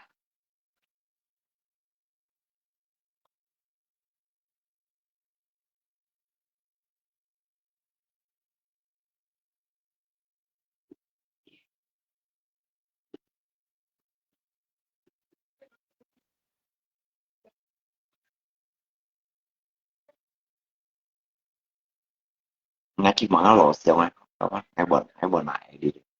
cái đi tới trong xong á mà chỉ mà nó lộ xong á đó đã chỉ một lần hay khi một lần mình ta ngay tầm này như tao đâu nhớ tao tao lòng tầm này cũng như gì đó thế nhà ta nhiều như nhớ cả tụi mô luôn á quật riêng riêng heo tí quật riêng heo tí ra mày sẽ cũng qua ra còn bay non trong này không cái tin chỉ có quay song song song bay mau đi phải phụ tụ ra langsung menilai nha mau đi phải phụ tụ ra nhưng không quay lại sự một trong ra langsung menilai lantai dia teman dia mungkin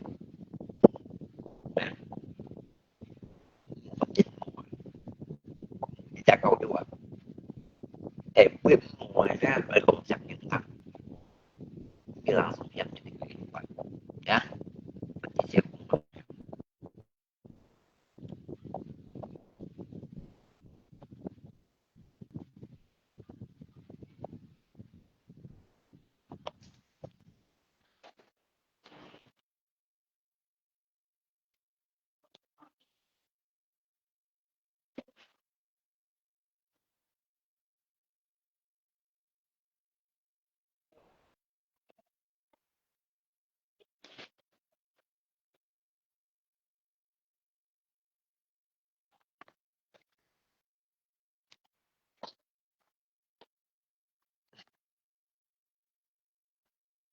ta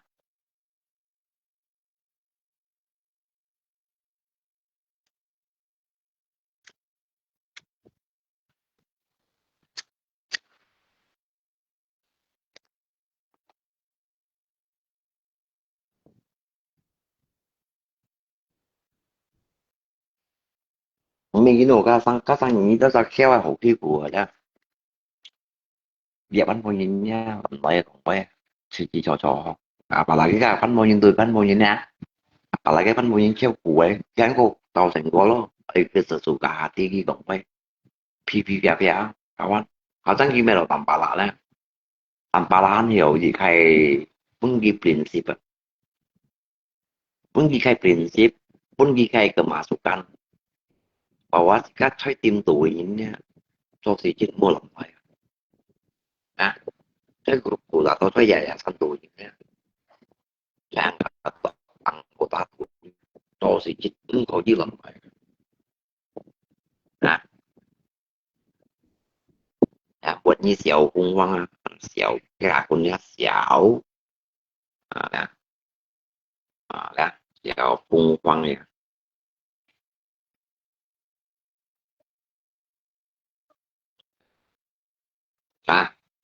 活呢隻những người東西咧，còn với hắn cũng có chỉ lần này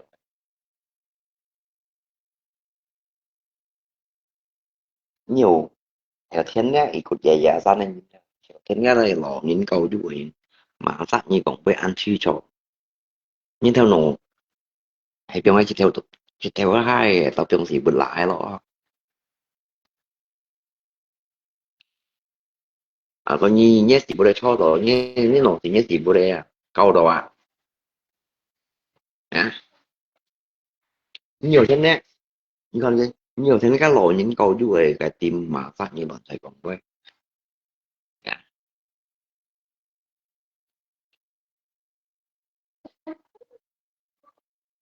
như xin là cũng ngay bị đúng nhé bộ cái đấy chính 10 tuổi nhà anh hành tặng bà la xoay xoay mô bể to lên ngay hầm như son nhưng mình an toàn lại cái lo tại vì bà đây nó không chỉ sống chưa thiếu xích vào nó gì còn bà đàn đó không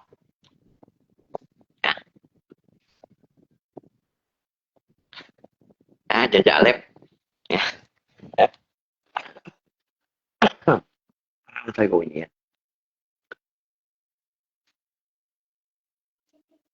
nhưng tội nhìn đủ riêng á nhà liêu cô nhân cô như này không như bắt kêu kêu lại như liêu kêu kêu lại như nó họ liêu nè như mẹ liêu cô kêu kêu lại ha sao khuyên nhà như tụi tê vì bài quỷ cái này á còn nhìn ha tiểu quất nhìn ha tiểu thậm chí nghe như con gì khai tuần to nhé chồng anh na trâu bò việt đâu đấy như mình xếp tăng này quần gì còn những đi quần gì tiền đó à có chỗ chỉ đi bên nhé thằng đó nhưng thằng còn như này các cái yêu muốn quần gì cái cầm bởi tí tội gì nữa mày kiếm thật xe đấy đấy mày ca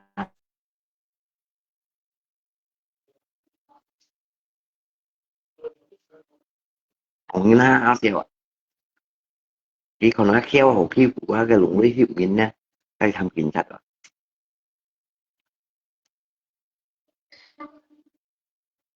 cái con gì tạ xe nhân chỉ ra xe nhân thực ra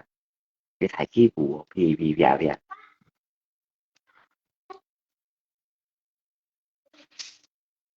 con nó xe thực chỉ ra khi phụ ra các bạn bị chặt bẹt cái xe thực chỉ xe thành chém mình đổ là thành chém còn anh có gì rồi và là cái gì cái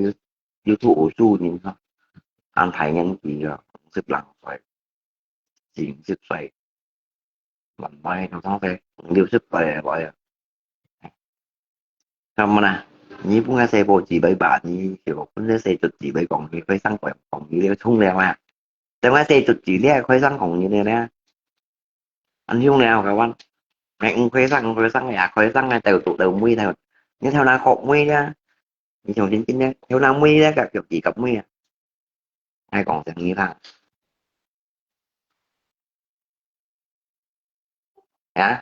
cái AP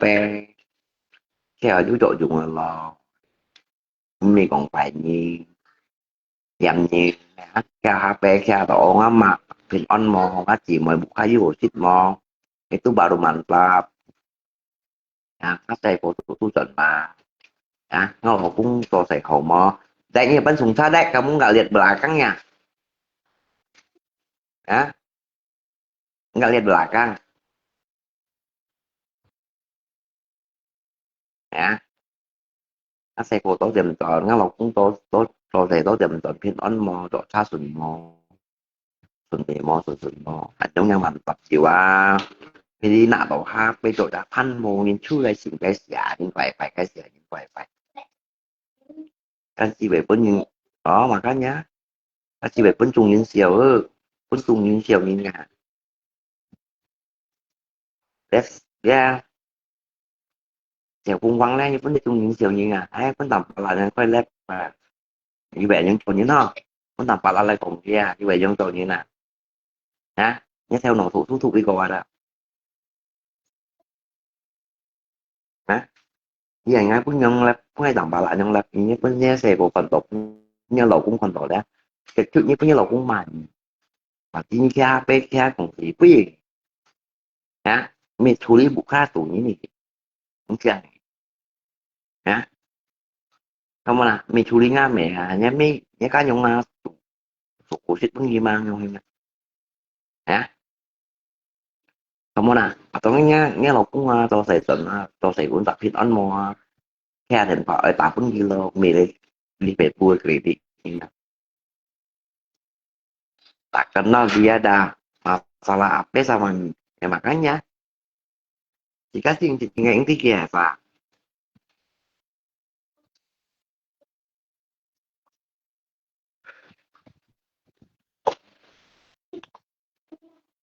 cái nó senggolkan nó cái senggolkan cái nó cái mấy phút senggol cái mong nghe kiếm theo á cũng cảm thành gì á cho nó cái anh phải lấy vì nó cái nó cái anh phải lấy vì mong nghe kiếm theo cái thì nó cái anh thành theo cái nó cái senggolkan nó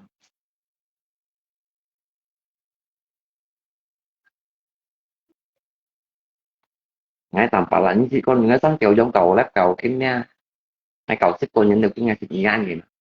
chẳng gọi như là mời các bạn ở cái những chuyện ngay tháng của mình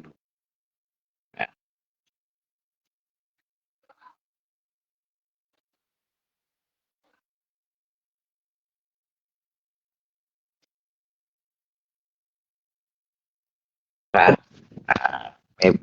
bạn ketua Freddy Marco Polo hay cùng như con này còn nè người to bằng cầu dụa kìa để nhìn nhau nó kẹo cung quăng này không nha là trên bà cái lần công ty bà đi bà cái chợ còn cái việc đi xử lý một à buat jadi pan dan juga kondora lepas langsung cepat cepat balik aja tanpa lama menit như vậy nhận rồi mình giá dạ nhưng chỗ anh còn nhìn tùy vào như tàu tàu đi tàu đi như ca thì như cầu dụ ở trên hả cũng một câu một như vậy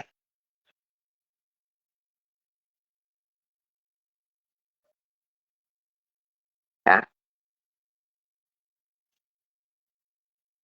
kawan này ngay ngay dưới anh tìm mẹ đang chặt anh nói sĩ quý chạy ra khoai chua đây mà hình nhìn bằng xuống khoai chua còn nó đi bắt gì mà bắt phải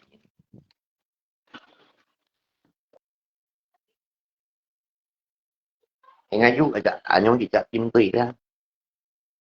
phải như này nhé kawan thì ra hồng gì còn nhớ xong phụ ta đã giá trả tiểu đi vẫn trùng như hoạt động